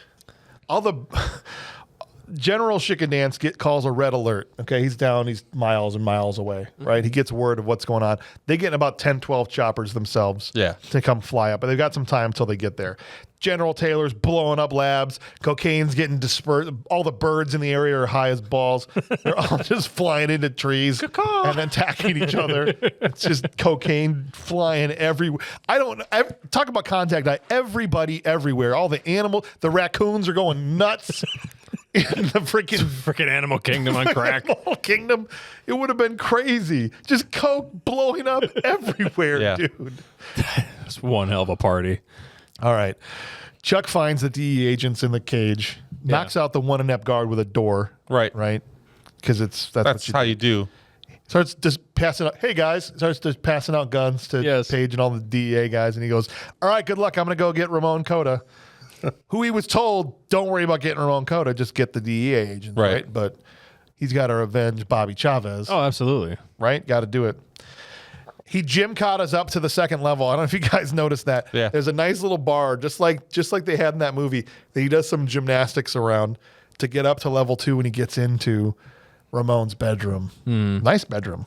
by the Yeah, with a gas chamber. super nice with a kid. There's this American-looking mulleted henchman Yes. that's in there. Yes. That literally just walked in there to take a nap, courtesy of Chuck Norris's heel. Right, just knocks him out immediately. I thought he was bedroom security. His whole thing is to guard the bedroom, He's the doorman. make sure people don't get out, or to make sure people don't get in. get back Yes. out. Yeah. Don't get back out. All right. All of a sudden, out of nowhere, Baldy McUdley clotheslines Chuck. Straight up just See if You just got sealed. Frick, I just got seagulled by the trash can. I knocked my hand against it. he didn't even get up. don't He know took if you you out noticed, from a seated. Even in my chair, I'm deadly. All right. He clotheslines Chuck and he picked up Chuck by the neck. This is Yeah. like Cota's main security guy. He was like he was bald but still had a mullet at the same time. It was actually kind We of call that a impressive. He was skullet. actually good friends with. What it's called. Yeah, that's called a skullet. He was actually good friends with Chuck Norris in real life. Oh, really? I read up on that. I had no idea who. I'd never seen this guy before. Yeah, I forget. His name is Richard something. Okay. Of course it is. He played a bad guy in Lethal Weapon or something, didn't he? He might have. He might have. Yeah. At one point, he's got Chuck by the neck, feet off the ground. He tries to hammer fist him. That doesn't work. And then he chucks him into the carpet and almost knocks him unconscious. Chuck, give him a He chucks point. Chuck. Oh, maybe. And as Chuck is laying on the ground, he goes, "How'd you like the lesson?" And Chuck gets up and he goes, "My turn to teach." Yeah. Lesson 1. You know, I appreciate this. As somebody that's been in school, that a teacher lays out the lesson plan and the syllabus before school starts. It makes My it a wife little laughed easier. at this so hard. Lesson 1. Be beats the snot out of him for a while. Yeah. Just hush. Just shushes him. Well, That's the lesson. Lesson 1 was I donkey kick you in the face. Right. Right. The back heel while As your is arms tradition. do that, and tells you to shut up. Blasts you through a table. That's lesson 1. Absolutely. He gets up and he goes, lesson 2. And then you just get about 14 face punches and side kicks I love the sound of into the solar plexus. And then he says school's out, and Roundhouse kicks him onto a spear that some mating totem thing that's in the, some fertility god statue that's in the corner of Ramon Cota's room. Yeah, he got penetrated. And he just gets impaled on this thing. School's out. Where's Ramon and all of the dudes just watching this from the hallway? Right. Pretty much. Like, let's see if they kill him. He was impressed, though. He walked in and Immediately they'll walk in clapping. Right. Right. He suddenly got 14 dudes in there with him. Like, he was my best man. I used to think he was the best, but now I see he is not. You know, me and you, we're not so unalike. And he gets right up on Right. Chuck Norris's face. I wanted Chuck to be like, are we about to kiss right now, dude? I wanted Chuck Norris's chin, beard to open up and Yes. just chin punch him the in the fist face. out of the chin. told you, I remember this guy. Maybe that's why it was so easy for him to climb the mountain when you have a third hand Right. coming out of your beard. But he gets right up in there. He's like, oh, see, you and I, we don't fear death. And he's got a gun up. Ramon's got a gun up to his own head for a second. He's in his freaking pajamas, His soak pajamas. I'm just, right. Yeah. This Just is friggin' heroined out of his mind. He's Chuck so Norris calls him mellow. a chicken shit weasel. This is the line. This is fantastic because he's like, not on your best day, pal. Right? Because he's like, Yeah. you and me are like, and he goes, you're just a chicken weasel who thrives on the misery of others. When death comes calling, you'll be screaming like a baby. That's good. And then is he gets good. knocked. He must have had a Chuck Norris gun too because he hits him in the back of the head and puts him out right away Right. also. And puts him, they just bring him into the gas chamber so Cota could sit there and monologue to him while he's gassing while him. eating raw egg. He's got like ramen noodles and raw egg or whatever in the. He was Yeah. in that gas chamber way longer than it took the other guy to die. So apparently, Well, the guest was trying to figure out how do I penetrate other this gas- guy's nostrils. Cats couldn't figure out how to kill Chuck. the other gas chamber maybe wasn't. That's why they upgraded and got the second gas chamber. That's what it was. One wasn't effective enough. Well, that one's for the ladies. That's why. This I thought was actually, to give the movie some credit, I thought this was a good shot. Here at this point, when it looks like Chuck, I mean, we knew he wasn't really in any danger, but it looks like he might be in danger. He's getting gassed. Where General Taylor is there with his chopper and starts to fire missiles into the mansion. And that shot of the explosion while he's sitting there eating breakfast, I thought that was actually Yeah, really that was cool, yes. Really cool. A lot of the every single The effect. practical effect of this movie was really well done. Tons of explosions. Yeah. And at that point, it kind of cracks the glass, at least enough for Chuck to jump through it with his body weight, and he's out of the gas chamber, and Coda's knocked unconscious by whatever explosion had just happened before him. And the agent runs up, Richard Jackal's character, who we thought had dipped out of there, but he was there to help him, and he cut Chuck out of his restraints, and they pick up Cota. They're like, all right, we're going to get out of here with Ramon. And they're carrying him, like firemen carrying him out. We can't kill him. We have to arrest him, or we got to Right. do this right, or whatever the heck they say. See, at that point, I thought he was dirty. You thought Chuck was? No, the Page. DEA guy. I got Page. you. I thought he was on the take at this point. Did we ever especially- figure out who was leaking the information to Cota? I don't. Because there was a leak both ways. I think Yeah. there was a leak both ways. Yeah, you're right. I don't know. Maybe they meant for that to be answered in Delta Force 3, and we never got Delta Force 3. No, we got Delta Force 3 just without Chuck Norris. Is there a third Delta Force? There is. No Chuck? No Chuck. We're not doing it. Yeah. There's just no way. No. no. I love he's running. He's got Cota over his shoulder, and he's trying to run. And Cota's henchmen are still shooting at him. Like, he's got your boss over his shoulder. Until they realize. Yeah. And then finally they stop. They're going to dump him they get him into a car. It's bulletproof, so that's super into his helpful. limousine. Into his bulletproof limousine. And they pull out of there, and a ton of guys are in pursuit of them. I love the cars. Yeah. Like all of the cars, the trucks, they're just a different mix of different countries' stuff. There's Yeah. old Fords, old Chevys. They're Mercedes limo. I mean, there's just a whole bunch of kick-ass army trucks. It's just a cool. The one thing about Blastback. Canon Pictures is they would use all these practical stuff, Yeah. and it was really cool. You know, the one thing I noticed, that a lot of the guys outside didn't know that Chuck Norris had their boss. No. So they just see the boss's limo taking off, like trying to escape. Yeah. And they start shooting at it. How would they know he was in there? how do they know it's not him trying to get away? It's not just Ramon. They're not taking like, off. Hey, somebody's escorting him. attacking us. Why wouldn't he try to leave in his bulletproof limo? Yeah, that's a good point, right? Because everybody starts attacking the limo. Yeah, that doesn't make any sense. No, and you can't see who the driver is. You They don't know got who into is. it in the garage. Right, and then drive through the wall, through the door. Yeah, you're right. There's a huge plot hole that we have to drive through there because that doesn't make any sense. I do think so. At this point, some of them pursue them in the limousine. The Delta Force guys show up to mop up the rest, and they kept killing. It felt like the same two actors that kept popping up over the stone wall or up on the balcony. I think they were the same two actors. They just like kill the same guys 6 Quick, different change times. your shirt. Right. Great stunt work. They just blew all these dudes up, gunfire and explosions everywhere. Oh, yeah, it was fantastic.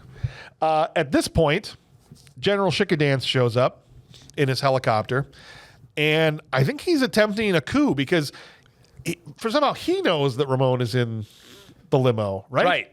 Somebody comes in the radio and says, I think Ramon's in there. And he starts shooting at And him. he's like, we're going to blow it up anyway. So I'm thinking he's trying to seize power from Ramon Cota at this point, or at least control over his drug operations or something, because he's going to blow up the limo even though they're supposed to be in cahoots together, right? I don't know. There's a lot going on here. I'm trying to get through. Chuck crashes the car. They get out on foot, and he has a stare down with the General Almeida is his actual name. While in a gunship. While in a gunship, he's staring him down. I'm like, oh, we're going to get Chuck versus a chopper here. Awesome. But it never happens because General Taylor just comes in behind The chopper got tailored. and blows up General Shikadance before we could have a Chuck fight a helicopter, which I thought would have been kind of awesome. They might not have had the budget for that. I don't know. Roundhouse kick to the windshield. Takes a stick and just roundhouse kicks the stick to the helicopter propeller and just Yes. Dude, yes. He blocks the rotor. with his Turns it forearm, backwards. Cranks it backwards with his hand. Come on. great. Or what was it? Die Hard, the Russian one? Yeah, I didn't see Where the he fifth dro- one. Where he drove the car up off the embankment. Oh, right that into was the helicopter. fourth one. Was that the fourth Yeah, one? that was the fourth Yeah. one. But yeah, he took it out with a car. Yeah. Yeah, that would have Yeah. been awesome too. Chuck gets out. They get pursued. Now they're on foot. They're running to that village he originally landed in. He tells everyone to get out of here. Like the villagers are heading for the forest, right? They're all getting out of there, They hide Cota in a hut and holds off all these dudes. All he's got is a handgun, and they've all got machine guns. And he's got holding them off. widespread. Okay, with they're all coming hip firing. I do think it's funny that Coda's like, my men are professionals. They're going to murder you in 4 seconds. They'll come in spraying like this at the hip, They're just wasting bullets. They're real pros. It's like online players at GTA 5. This dude fires an RPG that almost makes Chuck need a new haircut. Okay? Did you see that? Yes. That thing looked like it missed his head by about an inch. Okay. It blows up one of the huts, which ends up making a tree fall into the hut where Agent Page has Cota. And Coda's able to get away because Page is pinned under a tree. Right. But the And- lady, Quinquina, who has been previously assaulted. by him. Yeah. God bless it.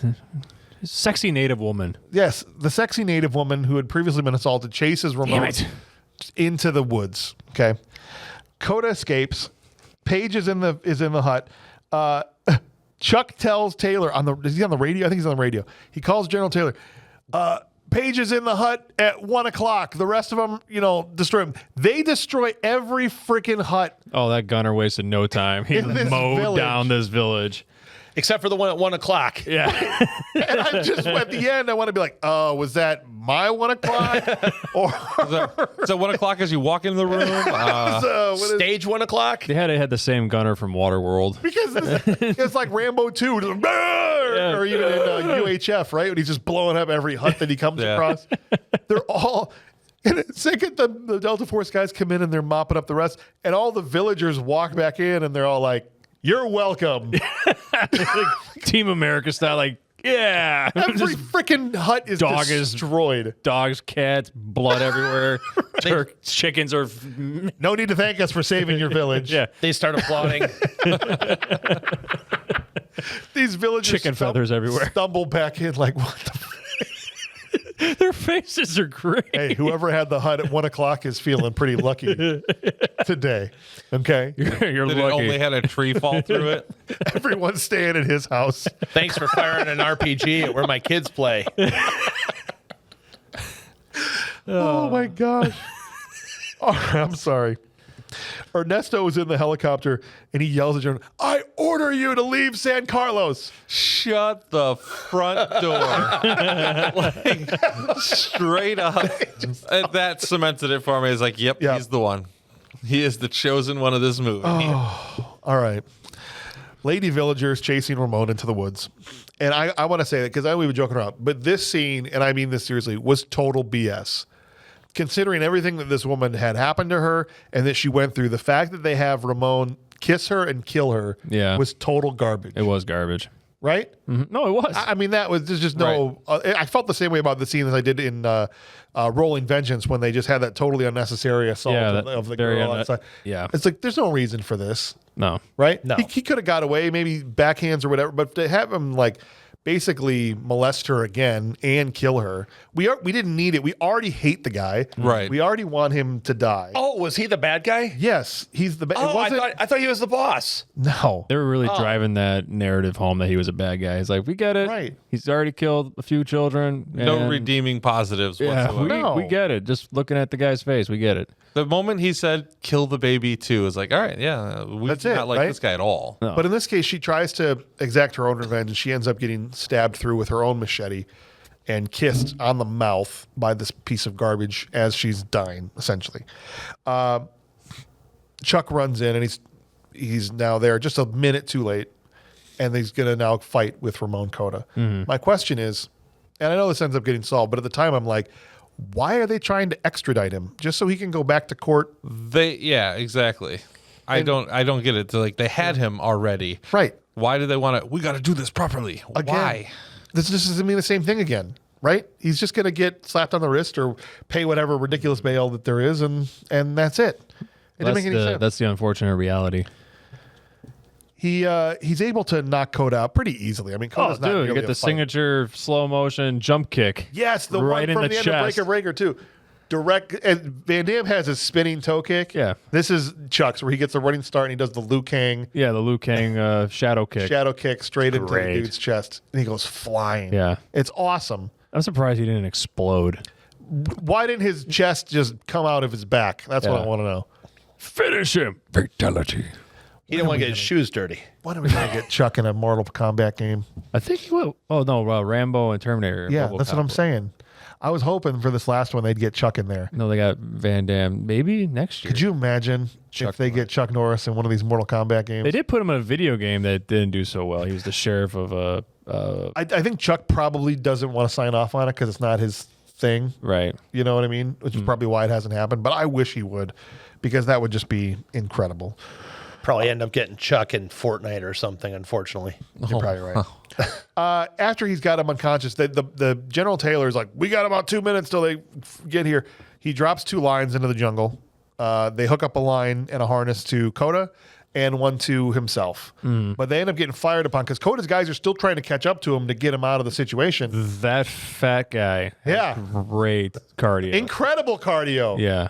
Dude could run for days. Dude, he jiggles like chicken noodle soup, and that guy can Chicken run. matter. Noodle soup jiggles. It does if you're running, if you got it all inside of a wife beater. If it's cold. You know Jiggle, jiggle, jiggle. what I'm saying? How about Jello? Jello works. Yeah. All right. Okay, Either way, he was sloshing around. How about buckwheat? Okay. I have no idea what that is. It's a Raw Walrus reference. Is it? You already put buckwheat in the breast. Oh, that's right. That's your problem. In his breast. I forgot about that.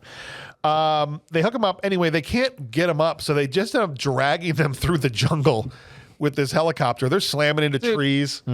Fly up. You don't, they start the winches on these things, and then they get shot at, and the winches fail or something like Right. that, and drop them back. Just fly up. Just fly up. They're flying dead like straight. 20 feet, 30 feet, just Right. up. He hit a tree hard in Dude, one of they those went shots. through many trees, and there's no way you're going to drag a rope with a weight on it through a jungle and not tangle it in on stuff. There's not just straight rows between trees here. Not in that. That was some dense forest down in there. And these dudes keep almost catching up to Cota, and Cota's guy's got a machete. He's like, cut the rope, and he almost does at one point. Yeah, Like, he cuts it, but nicks it's not all the way. He nicks it. Yeah, and eventually they do fly up and get them way up high in the air. Yeah. I mean, way up there. out of the range of handgun. You didn't fire. realize how high it was. It was pretty funny because what's about to happen? Yeah, And you think they're maybe like I don't know, 50 feet off the ground. Yeah. Turns out they're about 4,000 feet off the ground. Right. Seriously, at this point, we get a big speech. They're just dangling next to each other, and he's like, "Oh man, I'm gonna move so much drugs into America. I'm going to double the shipments next You're year. not even gonna believe how many drugs they're moving in, right? Maybe I'll open up a chain of cocaine stores in America. Whatever he's saying, he's just going. He's going to just open cocaine dispensaries. Coke Donald's. Coke Donald's on every corner. He's going crazy. Ronald McSnorter or something. Coke VS. It's the Coke burglar is like instead of the Hamburglar. Yeah, the Coke burglar. Just splatter Coke on his face. Grimace is stealing TVs. Grimace stealing TV. Mayor McCheese is doing lines. Okay. This is the plan. awesome. This is the plan that Cota's laying out for him. He's painting Chuck Norris a picture. Take the rope, damn it. They fly through the sky, and Chuck is just sitting there, just listening. He goes, "Oh, As really?" he's trying to pull his knife out of his sheath. He's thinking about cutting the line himself. But then he sees something. He sees that the nick is breaking, and he just goes, "Oh, guess what?" Literally what he says to him. Not this time. And he goes, "Not today, asshole." The thing breaks, yeah. and bye-bye, Ramon Cota. Great. Falls for like 10 minutes. He's doing swirls. He falls into weirdly like the credits, like and the credits start flowing rolling. right past him. It's like so he's got to like dodge the credits on his I way wanted down. to see him start bing-bonging off the freaking credits. He runs into the associate producers, dunks off the editor, Oh, God. Key grip. Key grip. gets impaled on the key grips, like the Y and the key grip's name. Yeah. Just impaled You, on it. you punch that guy falling from the air really hard. You know how you handle actors? You impale them on credits as they're falling through the sky. You impale them, Les. That right. would be a cool gimmick, though. Like at the end, you have this thing happening, and somebody's falling to their death, and into the credits, and then just that'd be giggly. Oh my gosh, guys! The credits start like that Right now, It's you like, knew it was over. Right now, it's over. That is Delta Force 2, Yes. the Columbian Connection. That had nothing to do with Columbia. Not a Delta thing. Force. Well, that was the behind the scenes. When there was so much to talk about in this movie, when he got to the mansion, I'm like, oh, it's got to almost be over. He's at the mansion. There was still an hour left in the movie. I paused it on Tubi. I go, Right. how is there an hour left in He's this? right. He's already there. Yeah, But the whole final assault took half the movie. Yeah. It was awesome. it was great. That machine gunner just mowing down anything that moved. I'm telling you, man, all that coke got in the air. Unlimited bullets.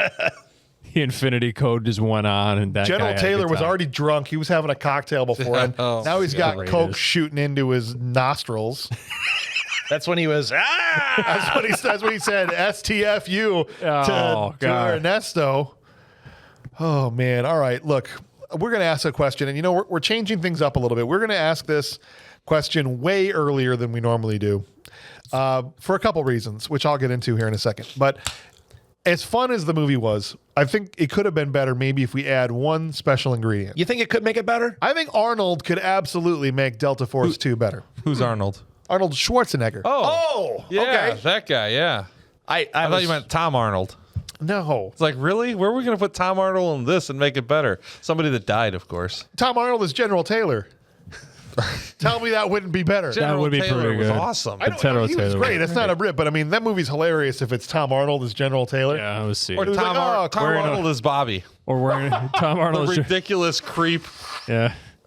so in love. I could see General Taylor wearing a Hawaiian shirt and a baseball cap of like the Yankees or something. or could have Tom Arnold have been consoling the I did not mean to start the a- lady? I did not mean to start a Tom Arnold thing. How about it's Tom okay. Arnold as the Sorry, your son and your husband died. Yeah. Oh, man. Hey, don't mention it to her when you get down there because she's still a little touchy about it. Whoa. You really got a shit sandwich that day. I think what would have been awesome, and before I do this, let me say this. The reason we're doing this earlier, because we usually do this right before the end, and I've been thinking about doing this for a while. We're going to start doing it now. We're going to move it. It's going to be the first thing after the plot. One, it's not technically an award. Right. Right. Two, by the time I get to the end, it's almost 2 hours. My voice is so tired. Somehow I'm starting to struggle to do Arnold because I've been talking for 2 hours straight. So I just want to move it a little earlier in the episode so it's not as big of a deal. That's all. So you're going to talk like Arnold. Sometimes Give us something. Sometimes I tend to when we discuss Arnold and where he would be in this movie. Where would he be? I in think- your opinion? I think we in make a this new movie? character. Okay. Okay. He's like, we got somebody embedded in San Carlos. When he goes down, his contact in San Carlos is Arnold in the village, and the two of them assault the base together. Oh, just Do you know what I'm saying? they'll be bringing guys. Here, get up real quick. I want to shoot you again. Get That's up right. now. Now you can imagine a coked out Arnold because once the bombs start going off, right, and he's got two. He takes the mounted guns off of the choppers, okay, and he's got one in each hand. Oh God. And he just hip firing the whole time. And he gets into the bedroom and fights the dude. Lesson number 1. Lesson number 2. School's out. Right? Yeah, I mean, lesson 1 or 2 are in his hands. It's the giant machine guns. it's Right. true. I just want to see a team up. I know they teamed up for like a split second in Expendables 2. Who's next? Rambo? That's what who's next? Rambo? Yeah. And, it would have been awesome. Even before that, I want to see him blending into that village. Yes. He's like 4 feet taller than everyone else. He's got a skullet, just like the other guy, bald on top, mullet in the back. Okay, he lives in that village. He's tan as Hulk Hogan is. He's Okay? just standing there with a hoe, like That's right. He's like, I'm just here working the land. I'm definitely a villager. I'm not a cop. It would have been awesome. Or see him as the village leader. That's what I'm saying. As the village leader. Yeah, that would be Right? pretty funny. It would be awesome. Ranger Hicks playing along with us. He goes, look, I already told James, yes, damn it. I say cast Arnold as Major Anderson. And that way, when McCoy gets pissed and tries to beat the tar out of the other Delta Force members, after he watched Major Chavez die, he just gets clotheslined by Arnold. Like, you wouldn't even need all those guys to raid the cartel complex. You just need Arnold. yeah. Right? That's true. Can you imagine that? If after Chuck gets done beating all the recruits, he's like, all right, here he goes, all right, Arnold, take over for me. And then Arnold comes into the, come here. They all run at the same time. Stand right here. That's right. Oh God. It's not time for playtime anymore. Now it's would- my turn. My turn. That's right. You're not going to have your little mommies and your daddies around to wipe your little tushies. There is no bathroom. There's no bathroom. Yeah, Oh dude. God. Nicolas Cage would have been great in this movie with all that cocaine flying around. What is that in the air? It looks like home. Smells like Thursday. I am the greatest. I am the greatest. Elvis is talking to me. There's a hallucination of Elvis On a unicorn. on a unicorn played by Macho Man Randy Savage. Ooh, yeah. You wouldn't know but I know. Gone all the time. Ooh, yeah. Ooh, a cup of coffee in the morning. Yeah. Coffee in the morning, a couple of rails, and a Slim Jim. Coffee in the big time. Yeah. Right to the top. That's right. Chris Cordray also playing along. He says, look, of course Arnold makes this better. I'd like to see Arnold as a local police chief in San Carlos.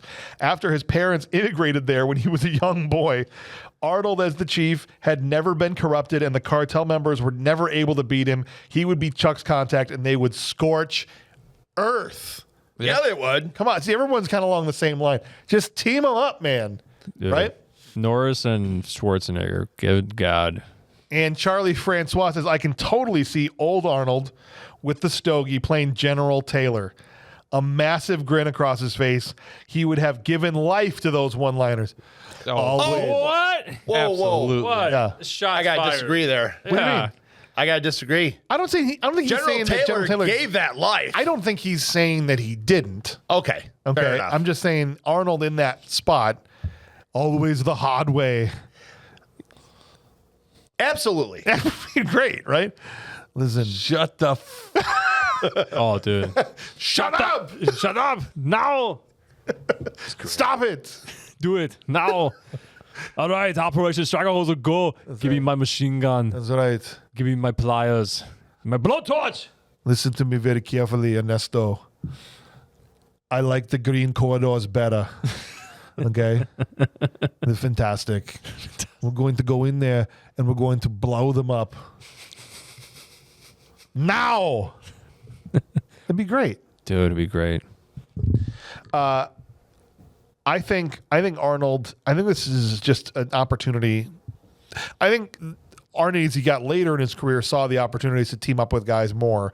At the time, I don't think he ever would have done that back in the 80s. It was all rivals, right? It was a big rivalry. But man, if they had gotten over that stuff back then, we could have had some team up movies while everybody was in their prime. Did Chuck Norris have any rival besides Bruce Lee? I don't think so. Like, did he have any beef? I don't think he had a beef with anybody. The world. I know this is the funniest thing. I still laugh. I go, this would end in 2.5 seconds because he would knock the belly jiggle. He talked crap about Norris. He did. That's what I meant. Seagal did. Yeah. Seagal would get his ass kicked by Chuck Norris. You heard about this? I did. I didn't listen to the whole interview, but someone told me about it because I said I was doing Delta Force. And they were like, dude, did you hear about Steven Seagal talking mad crap about Chuck Norris? He did. to a journalist. It was in a I don't know if it was a magazine or a paper or whatever it was, but he talked to a journalist about what he would do to Chuck Norris. Okay, let me keep in mind for people at home that don't know Chuck Norris's background. Yeah. He is a war veteran. Mm-hmm. Is it war veteran? Is he a war veteran? I don't know if he fought in war, but he was military. Sorry, my Air apologies. Force, wasn't he? Air Force. Yeah, Air Force. So he was in the armed forces. 6-time karate champion of the world. World champion. Yeah. World champion. Fought Bruce Lee Yep. multiple times and in a movie. Yep. You're not. And created his own martial art. Yes. He ended teaching the Chuck Norris system, which was like a combination of like 3 different martial arts. Yes. And so he has now his, it's called Tucson. I know I should remember. I looked it up, but anyway, I don't remember what it was called. But they've got like something like 900 black belts now have achieved black belt under this other. He has his own martial art. Yeah, his own martial art. And he created Bowflex. And he was also the vice chancellor of dodgeball. Right. Yes. And he did Total Gym commercials with Christy Brinkley. Yes, Total Gym. My apologies. Total Gym, not Bowflex. I don't know if you realize either. When you say world champion, the world is legitimately the largest pool of competitors that we have knowledge of at this time. Mm-hmm. Yeah. Yeah, you can't get That's that. like a big deal. World karate champion. Until they start, doing karate on the moon, he can't really get any better than that. Yeah. Yeah. Right. I know. Let's start giving some awards out here. We're going to start with the Intensity Award, which is named after Will Patton, the most intense actor ever. No matter what kind of dumb movie he was in, that man gave it 100%. And so it's time to hand out the Will Patton Award for intensity. You want a war? I'll give you a war! I don't want them to gain another yard. You blitz all night! And if they cross the line of scrimmage, I'm gonna take every last one of you out. You make sure they remember forever the night they played the Titans. That's right, baby. Guys, let's put it together. Let's put our collective heads together along with some patrons at home and figure out who is the winner. Clint, your nominee. Taylor. General Taylor. Yeah. That was John P. Ryan. Yeah. All right. I'm just reeling in from how intense Will Patton is. I got to go with General Taylor. The president was on the phone. He hit the roof. He was turned up, dude. he went for it. I'm excited because he did a Michael Dudikoff, Steve James movie that wasn't American Ninja. Oh, he did? Called Avenging Force. It's Steve James and Michael Dudikoff. It's an action film. They teamed up again? Steve James and Michael Dudikoff? Yeah, 1986. That's James on the list. Hauser. Oh, we're doing that one. I've never hated you more Yeah. for putting me on some of the movies that you put me on and not knowing about this. I'm sorry, brother. And it got a 5.9. So are you also going with General Taylor? Absolutely. All right. Guys, I went General Taylor. So surprise. And we're going to see what the patrons said, but all 4 of us at the table. Well, I'm a newly member of the patron, and I overrule, so I don't really give a crap what you guys say. We have, as I mentioned, just a murderer's row here. We got Ranger Hicks, Chris Cordray, and Charlie Francois all in today. All right, Are you Chris saying Cordra's they're on the list. Murderers? Murderer's row. Just heavy hitters. This is like the 27 Yankees here. Okay. I'll let them talk. Ranger Hicks went with John Ryan as General Taylor. Let's go. Admittedly, Let's go hit this button here. my expectations were a little low coming into this movie. However, when Taylor delivers his speech to the press, I was surprised he went that hard, but I was living for it. The scene with the red case of VHS tape and how he was just throwing it around, I was like, damn, yeah, I'm in on this guy. I'm sold. That's a vote. That's a vote. For General Taylor from Ranger Hicks. Chris Cordray went. John Ryan as General Taylor. There we go. This amazing actor had a different mood for every scene. He was happy at first when introducing everyone. Then he was melancholy. Then he was beating up a VHS tape. And then he was happy as hell, chewing gum and drinking whiskey while in uniform in another country. Amen. He's just on vacation. It was almost like looking into the future and seeing myself in my 60s. Chris Cordray giving it to Mr. General Taylor here. But Charlie Francois did go off the board. Okay, We almost want to hear it. Sweep. we almost had a clean sweep, but that's okay because it's not opinion. okay. That's what it is. bullcrap. And Charlie Francois went with Billy Drago as Ramon Cota I mean, he's hard and tense. Yeah. Yeah, he's definitely playing his role the whole way. the whole way through. He was nowhere near a good performance, but he didn't half-ass the bad guy thing. Evil, callous, and sleazy. In every single shot, he gave it 110%. The writers went over the top, making him a horrible human being, which we kind of just talked about. Yep. And he embodied that cartoonish villain to a T. I don't hate that pick. It's still 6-1. General Taylor is going to win the Will Patton Award with an honorable mention to Billy Drago. That's right. It's been a while since someone has so thoroughly surprised me. Like when he comes in, you expect, average white guy general that we've seen 100 times in these movies. No, he was amazing. First shot. He took what could have just been like a boring part and made it awesome. I'm like, I don't even know who this guy is. Respect. Who is he? We don't even know. Has he been in other things? He's been in a lot He of. did like Hill Street Blues and a bunch of Well, I've TV probably shows. seen him in something before. He's done a lot of 80s action, like the one I just mentioned. Yeah. A lot like Billy Drago. This is his third Chuck Norris movie. Oh, jeez. Well, as we get to further into Chuck's filmography, I'm sure Billy Drago will come back up again. Yeah, he was in Invasion USA, which is. Was he? I love Invasion USA. The next award we give out is to the worst actor in the movie, the one who had a range of a trash can, which is why we've named this award the Steven Seagal Trash Can Full Don't of press Dirt the button. Award. No, please don't go. Trash can. Oh, that button's fine. Trash can. It's a trash can full of dirt. Yeah. Love never us. Neither do they. Love is eternal. And that's a long time. That's right. It is a long time, Bob. I mean, he's not wrong. Okay, I know you get upset, I hate this but guy. he's not wrong. I can't believe I used to look up to this sleazeball. Well, now you can look down on him as he sits in a chair. Literally every I have to keep his movies because I have to watch them For the show. Otherwise, I would take a piss on him and take a crap on him. I'd throw just him in a blender. every week or whenever you're here, you get to come in and make fun of him now, so it's fine. He's an ass. Ranger Hicks. We'll start off with one of the patrons, and then we'll go to Clint here. Uh-oh. Ranger Hicks, I was surprised. He went with Billy Drago as Ramon Cota. He said, this is a lot harder than I was expecting. Not so much because I was spoiled for choice. Ancients, no. Originally, I was going to hand this to Jeff Brewer as Major Anderson, simply because his one line to the delegate was just bad. But I think he really tried his best, and clearly he was brought into this project to be a backup ass kicker on the raid, so I'm not even mad. However, I seriously thought Billy Drago was on drugs at least once on set while filming this. Clint, you were saying this absolutely. already. I just wasn't sold. And I mean, granted, maybe I just find him off-putting. His face looks like what happened when David Bowie and Richie Ramirez, the Night Stalker, bumped uglies and had a baby.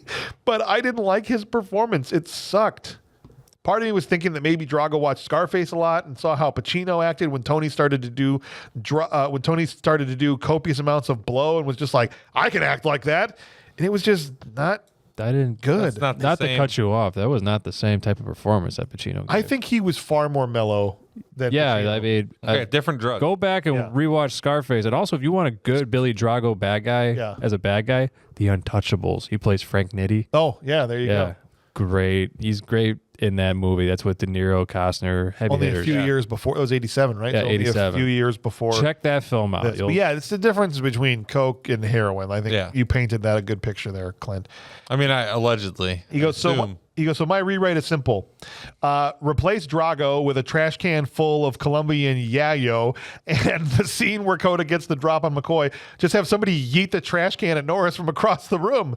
It'd be like that scene from Walker, Texas Ranger when he got smacked in the face with a boat oar. Did you guys ever see that clip? Have you seen it? Yes. It's the slowest moving boat oar. The boat oar comes into the frame in like a full 3 seconds. He could have ducked and just like taps him in the face and he goes down. It wasn't even slow-mo. It wasn't even in slow-mo. It was just like, boof. Oh, jeez. It's bad. All right, Clint, who's your nominee for the trash can? I mean, that's a good. I'm thinking Bobby. I hated this guy. Bobby Chavez. I mean, he was maybe acting. I don't know. I didn't. Yeah, he's my guy. Yeah. Mel? Drago sucks. You thought Billy Drago was the worst actor? He wasn't even like a good bad guy. Really? Yeah, he sucked. That's fine. That's interesting. I thought for what he was supposed to do, he did it, right? Was he a good bad guy or not? That's a little harder for me to say, but you definitely hate him. Yeah. And you don't hate him because he did a great job. You hate him because he's written for you to hate. Right. No, I hate the guy. Interesting. It's at TGI Fridays, wasn't it? Yes. Look, Cordray is going to team up with Clint here. He said absolutely 100% Paul Perry as Major Bobby. That guy was a major. Bobby Chavez. I don't know what kind of input the director was giving Paul, but I didn't believe the chemistry between him and Chuck, and all of his over-the-top emotions seemed forced. It's like his character should have been in a different movie about emotionally unstable detectives. I think that's pretty accurate. Yeah. Yeah. Because I also went with Paul Perry as Bobby Chavez. I think you remember me. I gotta go down there and I gotta kill. I want to jump your bones, man. I mean, I'm gonna lick your face. It was just like, what is he doing? Yeah. What's this guy doing? He got Bob Hausard. Bob, who's your trash can? I'm going to give it to Ricardo Tubbs. Who's Ricardo? Is that the guy at the end that was trying to chop the rope? No, that was the informant, the DEA inside mole that looked like Ricardo Tubbs. Yeah, that guy. Yeah. I don't know his name. That's You why. didn't think he was a good actor? No, he stood up. He goes, "I love you like a brother, man. You're right. That wasn't very good. I love you like a brother. My tan line proves it. I hear you. I shaved my chest for you." You think he did? Probably. That was in the subtext of his 100%. performance. I was gonna go with Billy Drago, but I did not like the informant. You watched him stand up, and the first thing he saw, he probably has a clean shaved chest. He does. I'm sure that guy is clean all over. I'm sure that guy manscaped. Not a hair on him. Not a hair on that guy. That guy manscaped before Manscaped was a thing. You may think with the little bit of stubble, Yeah, oh yeah. you know, be like a forest down there, but It's not. smells like brewed and bad decisions. Charlie Francois went with Jeff Brewer as Major Anderson, so Chuck's second in command there. The guy was like, take over. Get He's like, rid of him. Like, no, Major Anderson's great. he says his entire body froze every time he spoke. And All right, maybe a little bit. as if the effort of talking was all he could muster, frozen facial expressions, no body language, and forceful delivery. I'm not even sure the man knew his lines. At least he had a nice career as a stunt man. So that means with 3 votes, Bobby Chavez, Paul Perry, is going to win the Steven Seagal Trash Can Full of Dirt award. I'm not mad at that. He was right when he said, "They won't forget me." Yeah, we didn't forget him. We remembered him right here on Bad Movies Rule. Bad movies rule. Bobby didn't. No, sorry. Did you notice that his IMDb doesn't even have a picture? No, he didn't even get a picture. Yeah, it doesn't even have a picture. He was in Demolition Man. Sucks that bad. So the guy that played Bobby Chavez was in Demolition Man. It just said squad leader. Yeah, he was the guy that Maniac responded with a scornful remark. That was him? That was him. Oh. Great. All right, next award we give out is the Unsung Hero Award, which we named after Steve James, who was a bit player that made the movie better just by their presence. You know, every place you go, there's always someone who thinks he's a badass, right? Yeah, right. Then there are those few who are. Are you some kind of a badass karate boy? Now imagine if Steve said that to Chuck Norris. He's some kind of a badass karate boy, and they got to fight each other. I mean, that would have been awesome, right? Steve James, Chuck Norris team up. Yeah. Who do you guys think was the unsung hero of the movie? Who made the movie better? I want to say Taylor, but if he's been in it too much, then I would go down to the henchman, the number one henchman, just for the hair alone. Baldy McUgly? Yeah, I loved the skullet. I mean, that's a henchman right there. That is number one best henchman ever. Textbook henchman, right? Yeah, that's the guy. I love it. We definitely know he's evil. All right, so Ranger Hicks said, James likely knows by now that I use this award to present creative ideas of spin-offs, and I was torn to hell on quite a few ideas. Originally, I was dead set on General Taylor movie, but I think he's too top billed for that. So I was also really... That's where I was too. Yeah. Liking the idea of the all-clown Death Squad movie because I thought that was kind of cool, and I was also interested in a spin-off movie that basically goes into the weeds on how Major Chavez got to Colombia as he slowly descended into madness. But in the end, my James Award is going to be Hector Mercado as Miguel. It's the guy you gave the trash can to. I think the story of a man who assists his friend to become one of the most powerful drug leaders, earn his trust, and then sell him out to the DEA would be a pretty good movie idea. So that's going to be Ranger Hicks's vote for the Unsung Hero Award. How about for you, sir? Ernesto. That dude was awesome. He sucked, but he was great. As a character, yes, you want to just punch him in the face. Right. But a lovable punch in the face. What's funny is I also have Mateo Gomez as Ernesto here as my vote for the unsung. What do? You have to stay in this corridor. Yeah. Where are all these guns? Who are these people? Oh, dude, I had so many laughs at his expense that I think he saved the movie to a certain extent. He was a hero. Yeah. Chris Cordray says, I got to go with Richard Jackal as the main DEA agent. He's just a good actor. However, I want to give an honorable mention, the courtroom bailiff that Billy Drago slapped the crap out of and then stared at for no reason. Did anybody else see that? Yeah. Oh, yeah. Did that bailiff break up with Billy's sister in real life or something? I mean, I think that the actor playing the bailiff grabbed Billy too hard in real life, and Billy high-fived his face, but the director was like, I guess we're just going to keep it in there or whatever. That was too good. Because it looked like he just jostled him, and he just turned around and backhanded the guy. He just had a tattoo right there, you know? Right. What are you doing? Or he had sunburn. Like, you know what that's like, right? Wow. Way to bring that up. Unbelievable. The old body glove? The old body glove I got 30 years ago. Bob, who's your Unsung Hero Award? Oh, the helicopter machine gunner. Of course it's got to be that guy. Whoever that guy was, right? Everybody else's answer has been wrong so far, mine included. That guy, there was not a chicken or animal in that jungle left standing. That guy mowed down everybody. They didn't show this, but later on, General Taylor landed the chopper. They all left, and he was still on a landed chopper just shooting after everyone else was gone. Charlie Francois said, the stuntmen. All of those drug dealer foot soldiers jumping around in slow-mo cracked me up. They were there to show how much of a badass Chuck Norris is, and they served their purpose well. So all of the Colombian stuntmen. And it's hard to fall in slow motion. It is. They did it repeatedly. In this case, it'd be Filipino stuntmen, because that's where they shot the movie. But that means that Mateo Gomez as Ernesto only had 2 votes is going to win the Steve James Unsung Hero Award.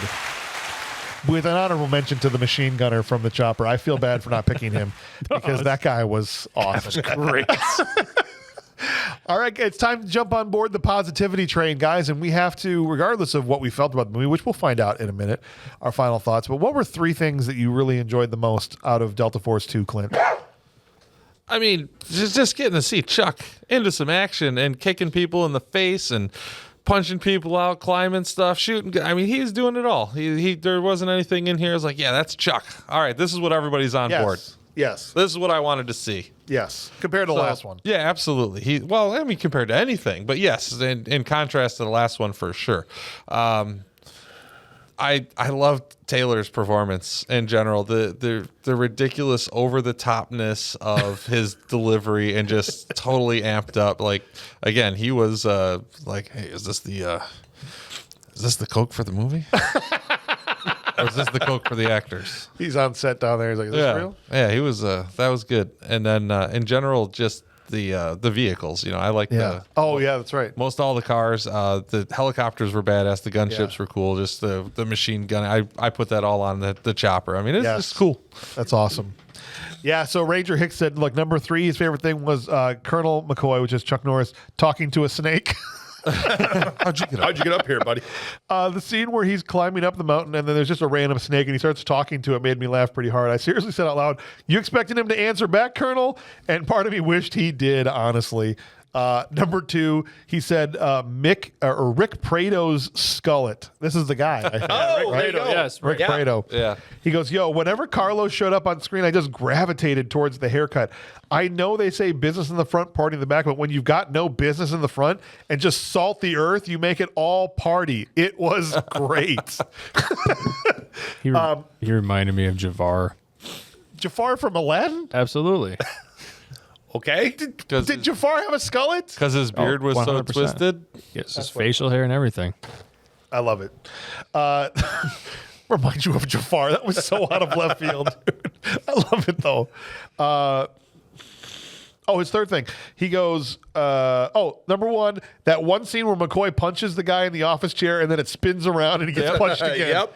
Guys, I must have rewound and watched that scene for about 30 minutes straight. I was laughing so hard. Many would question, why have this comedic moment in an action movie? Not me. I was like, oh, play that again. Just back and forth. No reason. I wonder if that was one take. No reason. What's up? I wonder if that was one take. I don't know, dude. Or it had to be like improv, like it came back, like, oh, I guess I'm doing this again. I should loop it that 2 seconds to make it look like it's just coming back and forth, just punch, punch, punch. 10 punches. It'd be freaking hilarious, dude. Mel, what were your 3 favorite things from the movie? Machine gunner number 1. I had to give him something. Yes. I just changed my mind on something. Oh, good. I love when that happens. Oh yeah. I know. Anytime you got Chuck Norris is just amazing. Yeah. And then Not anytime. All right. Most Come of the on. time. 50%. We're up to 50%. At least 50% It of can the only time. get better. and crap, I just forgot what I was talking about. Sorry. No, it's okay. No. So move on. All right. If you think of it again, we're going to come back to you. All okay? right. All right. Here's Chris Cordray. He said, look, number 3, Billy Drago's cold performance. Man, I don't know what this guy did to prepare for the role, like killing thousands of fireflies or punching baby donkeys, but he was absolutely evil. In fact, I was thinking of creating a drinking game called Billy Drago's 99, where anytime his character commits a crime that would most likely get him 99 years in prison, you have to take a shot. Jeez. Oh, wow. Well, there goes the liver. Number 2, the extras. I don't know how much Cannon paid the background actors or how much they ripped them off, but the extras in this movie were amazing, all the way from the festival in the beginning to the villagers at the end. And number 1, he goes Chuck Norris and his action jeans. Oh yeah. Heck yeah, dude. I remembered. What was it? It was the Coke. The Coke. The big massive warehouse full of Coke That and was- the there was a amazement. ton. It was That guy was like, Jesus Christ. an 80s guy walking in there. It was like Willy Wonka's chocolate factory. Seriously. Oh my gosh. Bob, top 3 favorite things. Chuck Norris and all the action sequences and the choreograph and the stunts. Yeah, man. All A+. Those were all fantastic. Very good. Right? Charlie Francois said music and sound was number 3. I loved the cheesy 80s synth, the outlandish punch sound effects. It brought that perfect B-movie touch, and every time the movie started to take itself too seriously, a cartoonish boing restored the looniness of it all. Ramon Cota's wardrobe was number 2. Everything he wore just screamed 80s Latin American drug lord. I would kill for that houndstooth jacket with the massive shoulder pads he had on at the polo game.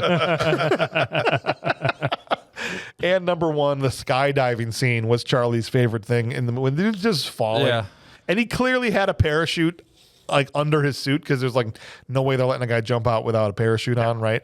But they did their best to hide it. It's just, Right. all of a sudden he looked a little pregnant. I thought that was kind of funny for sure. Yeah, so my 3 favorite things were, 1, I think the dialogue, there were some actually good one-liners in this, and they didn't really have that in the first one. And usually, and I'll talk about this with Chuck because you mentioned Chuck did a good job. so far we've just done Breaker, Breaker, and Delta Force, and Chuck's acting has been terrible. And I think one time he either got the trash can or he got some nominations for it. But I didn't think he was bad in this. No, no, he did great. And he's not a good actor. And so the fact they were able to just do enough with him where it was passable, I thought it was a good performance on the Chuck Norris curve. He's not an actor. He's a reactor. That's what I'm saying. He's a martial artist. Yeah. Right? You get what you get what you pay for. So I thought that was really good. I loved the explosions, especially the explosion in Billy Drago's house. Oh, God. When he's sitting there eating his egg. Where he shell-shocked everybody in the room. Shell-shocked everyone in the room was fantastic. And then General Taylor was just my Taylor favorite, just dude. kept unloading round after round into that building. How many rockets were in that helicopter, So dude? there's a pot of 4 on each side, but they fired like 64 rockets. Right. I was going to say, it's like, I do remember, like, the rockets in that thing just kept reloading. It's like, what do they got? Like a stack of them in the back, in that back false panel? That's what and it somebody is. just keeps leaning out and just like throwing more in the tube. Stuffing them in there. It's like a little rocket boy. I got it, guys. Like, You can count on me. like a Civil War cannon. He's jamming it in there. With Right. the thing. Did you watch the machine gunner hanging out the side Yes. to the front? I mean, It's good stuff. it dude. was so intense. That's how it works. It was right? good. Yeah, I figured that was how it worked. Guys, ultimately, we got to land the plane here, or land the chopper. Let's say we're going to land the chopper, okay? We've got to come to a final declaration here. There's 3 choices that lay before us. Either the critics are right, and this is 11% of Rotten Tomatoes. This is a straight-up bad movie. Or everyone's wrong. Audience is wrong. It's a good movie. No qualifiers. Or perhaps we'll acknowledge maybe it's not the best movie in the world, but we enjoyed it. Therefore, AKA it's a bad movie that rules. Clint, where do you land ultimately on Delta Force 2? I think people are right. It's a bad movie, but it rules. Okay. I enjoy this. I would absolutely throw this in rotation. Go watch it again. It's got its issues. It's got some problems. It's got a lot of cheese in there, which is not generally not something that turns me off. Yeah. But I think it's a bad movie, but it rules. That's awesome, man. Hicks said, guys, this is not a good movie at all. It had no business being 2 hours long, especially when its pacing is a little slow and the ending's drawn out. Like, was it necessary to have McCoy fight each Delta Force member one-on-one? Yep. Yes. Thank you. Yeah. Absolutely. Was it necessary to see them train in the kill house? Yes, I felt like it was. Oh, I take it Ranger Hicks is the guy that just wants to get to the ending. Do you want to see someone catch a bullet or shoot a bullet? He goes, no, not really, but let's put it in anyways and pad the time.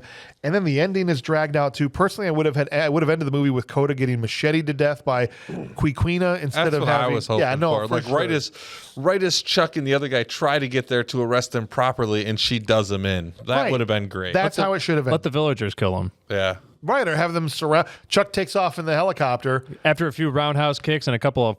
while they're all surrounding him, and they're all going in to rip him apart, right? And he gives them the old salute, right? Yeah. That would have been great. He goes, but having her get killed, which is just nonsense. The script didn't need to be this long. And the fact that it is on record that Cannon was forced to use a pared down script because of budget issues makes me think the script could have been cut even more. They could have saved some cash. So the thing is, it's not a good movie, but for some reason, I kind of like it. Where are you going? Ranger Hicks, where are you going? Like, sure, the explosion of martial arts are okay, but it's not a great action movie. But somehow the movie got so ridiculous that I couldn't take it seriously and just started laughing, like, a lot. So honestly, this is a bad movie that rules. I'll watch it again. I'll probably roll my eyes at Billy Drago's acting, but honestly, the movie as a whole is enjoyable, ? Not good, but enjoyable. That's Ranger Hicks's final. And I agree with him. I remember seeing when I was watching some YouTube videos, Chuck Norris was being interviewed about something else. They asked him about Delta Force 2, and he had mentioned, like, yeah, we're trying to do the movie, but they're having script issues. So, like, Chuck even talked about it. The script was an issue going forward. Maybe they could have pared it down more, but I thought it was pretty okay. Mel, where are you at on this one? There's a reason this is on this show. This is a bad movie that rules. Okay. You don't think it's too long, like Ranger Hicks was saying? No. Okay. I sat there and watched the whole thing and had no problems watching it.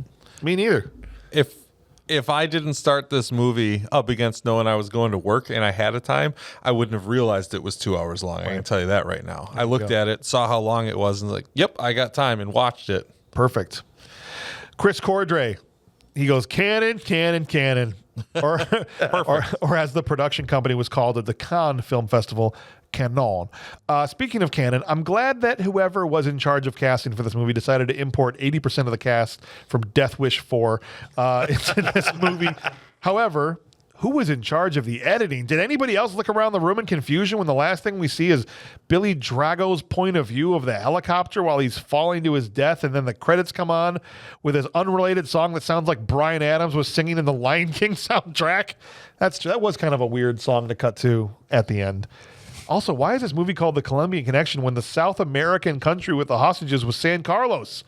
It's definitely a bad movie that rules. I actually put the movie on the next day just to have it playing in the background. There it is. Chris Cordray, the day after he watched it, puts it back on again. That's 4 so far bad movies that rule as we go to Bob Hauser. Good movie, full stop.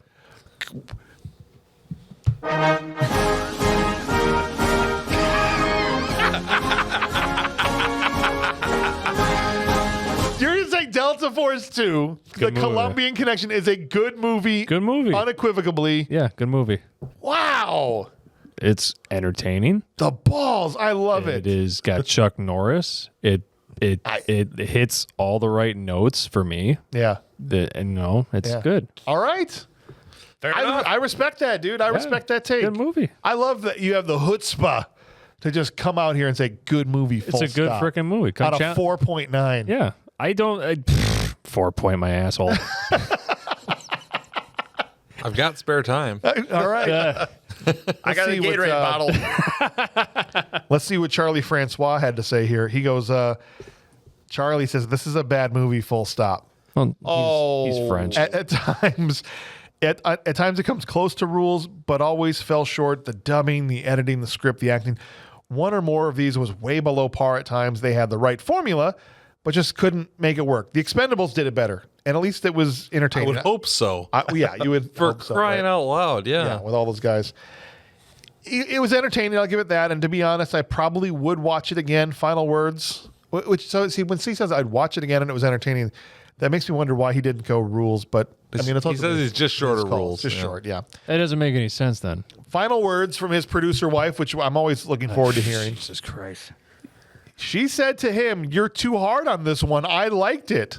What? Yeah. Oh, I love her already. And I couldn't. She goes, I couldn't tell you why though. It's so bad. It might just be on purpose. Who's the director? Is he an artist? Is this his style? The production was terrible. Why did they shoot in the Philippines? It seemed like they got bogged down in there, like the U.S. military in Vietnam. With a $16 million budget, they probably could have saved some money to double cast and not have stuntmen as actors. But she says, nice camera work, interesting use to first-person view. They were doing GoPro before GoPro, and this would have been a good video game instead. So it sounds like bad movie that rules from Charlie's wife there. So for once, she doesn't have her head stuck up her butt. And here's what I'll say. I can't get to where Bob is. That's fine. Okay? You don't have to. But I hope it's come through when we describe. I love this movie. I think I can see that it's stupid, and I understand that there's issues, but it's 100% a bad movie that rules to me, and a strong rules because the stunt work, the explosions, Chuck Norris like saying the minimum amount of lines necessary for his character, and play to the strength, speaking more with his feet, with the bottom of his boots than he did with his mouth, right? Yeah, and especially when you contrast it to Delta Force 1, where it was like tried to be a serious drama about hijacking and Jewish people being oppressed. Remember that whole thing about that they went into all of that stuff? Yeah. And then this is just like... You mean the first 90 minutes? The first 90 minutes of that. And I know Steve James was in that movie, and he's unfortunately not in this one. But I still think it's better. I think this is a better movie than Delta Force 1. Yes. 100%. And absolutely. 100%. And I would say Delta Force 1 is higher rated on IMDb. It's higher on Rotten Tomatoes and a higher audience score. It's all three ratings. It's higher. I think everyone's wrong as far as that's concerned. No. It's not much. It's like 15% by the critics and 50 on audience. And this is like 11 and 40. So it's close, but it's still higher. And I just think that's crazy.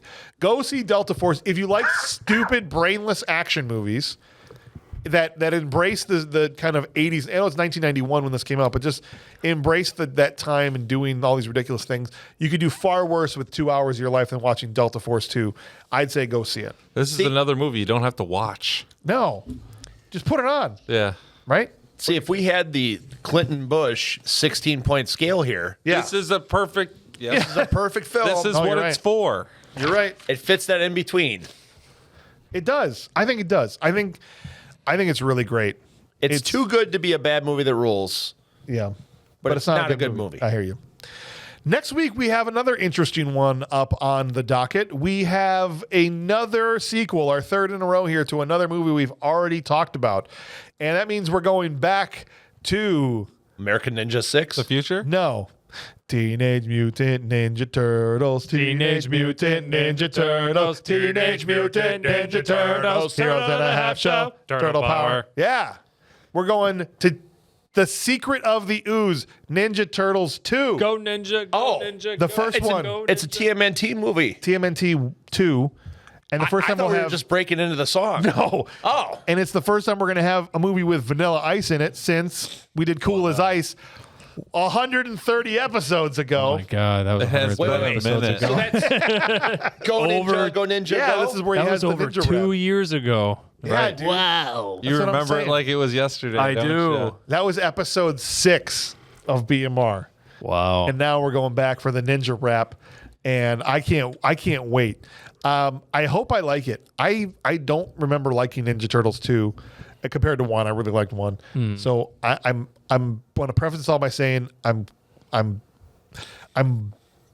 nervous I'm going to hate it, but I guess we'll see, because I haven't seen it in 10, 15 plus years. I know that the piece of trivia for that is the toy companies didn't make toys to the original film because it was too violent. Right. And then this one was more lightened up and more Right. kid friendly. Bebop and Rocksteady in this one. No, they couldn't. That's the thing. Yeah. They got Angry Turtle and Alligator or Wolfman or whatever. Yeah. Because they didn't want to do they wanted to make new toys. So yeah. Nothing says kid friendly like Vanilla Ice. I know. I did have the Super Shredder. I had the Kevin Nash Super Shredder when I was a We kid. do get Kevin Nash as Super Shredder in Yep. Secret of the Ooze. Yes, we do. So it's going to be a great day here on Bad Movies Rule. So join us next week where Kurt Mummer makes his triumphant return to Bad Movies Rule. And if he can't make it, I'm sure he'll send his friend Bert Summer to come in. And, he was here for the first few minutes of Ninja That Turtles. poor guy was last just time. trying to get into some turtle action. You would just kicked him out of the studio. Well, he'll have his chance this next week. I'm Okay? so excited for He can Kurt come out of to his back. shell. We're going back to it. So, in the meantime, sadly, we've now put the Delta Force series to bed, right? Before we get to that, Yeah. what's the over and under that Kurt comes in costume of some type? I'd say it's if you want to say he's not going to 70-30. come into costume, I'll give you 18-1 odds on that. Okay, if you're voting not in some manner or fashion. All right, but yeah, we have many more Chuck Norris movies to come, even though all the Delta Force movies are done. We still have to do his greatest movie. of We've all got time. Lone Wolf McQuade. Yes. We've got Invasion USA. We've got the Hitman, Top Dog, Sidekicks. Sidekicks. Sidekicks. Okay, Silent Rage. It's going to be. We've just got a cornucopia of Chuckness in our future. Code of guys. Silence. That's What right. was the one with All the that dog? stuff. Top Dog. Top Top yeah, Dog. Top Dog. Where he's. You got a new partner, and it's a dog. That's right. This is Good when it's stuff. full mullet. Like his hair. I thought it was like Canine Cop or something. Oh, Oh, that was a K9 with James Belushi. Yeah, that was a good one. That's actually a good movie. That's a great movie, yes. see that. So, on behalf of the dirt farmer Clint Bush and the shoe salesman Mel Vandy and Bob the Manimal Hauser, I'm James Hauser. Thank you guys for joining us. We'll catch you on the next one. Ooh, yeah. Spread the cream always rises to the top. Why was I not in this movie, man? I could have just absorbed the coke. I got you for 3 minutes. 3 minutes of playtime. Even Macho Man can take apart Steven Seagal. That would have been so great. You know, Macho Under Man. Siege, but instead of the topless chick busting out of the cake, it's Macho Man Randy Savage. You know, Macho Man actually played pro baseball. I know. Yeah. That's just crazy. And he's from Downers Grove. He's just an awesome dude.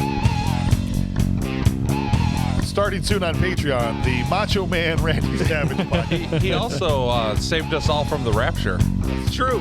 Yeah, That's true. Literally. I got to take 5.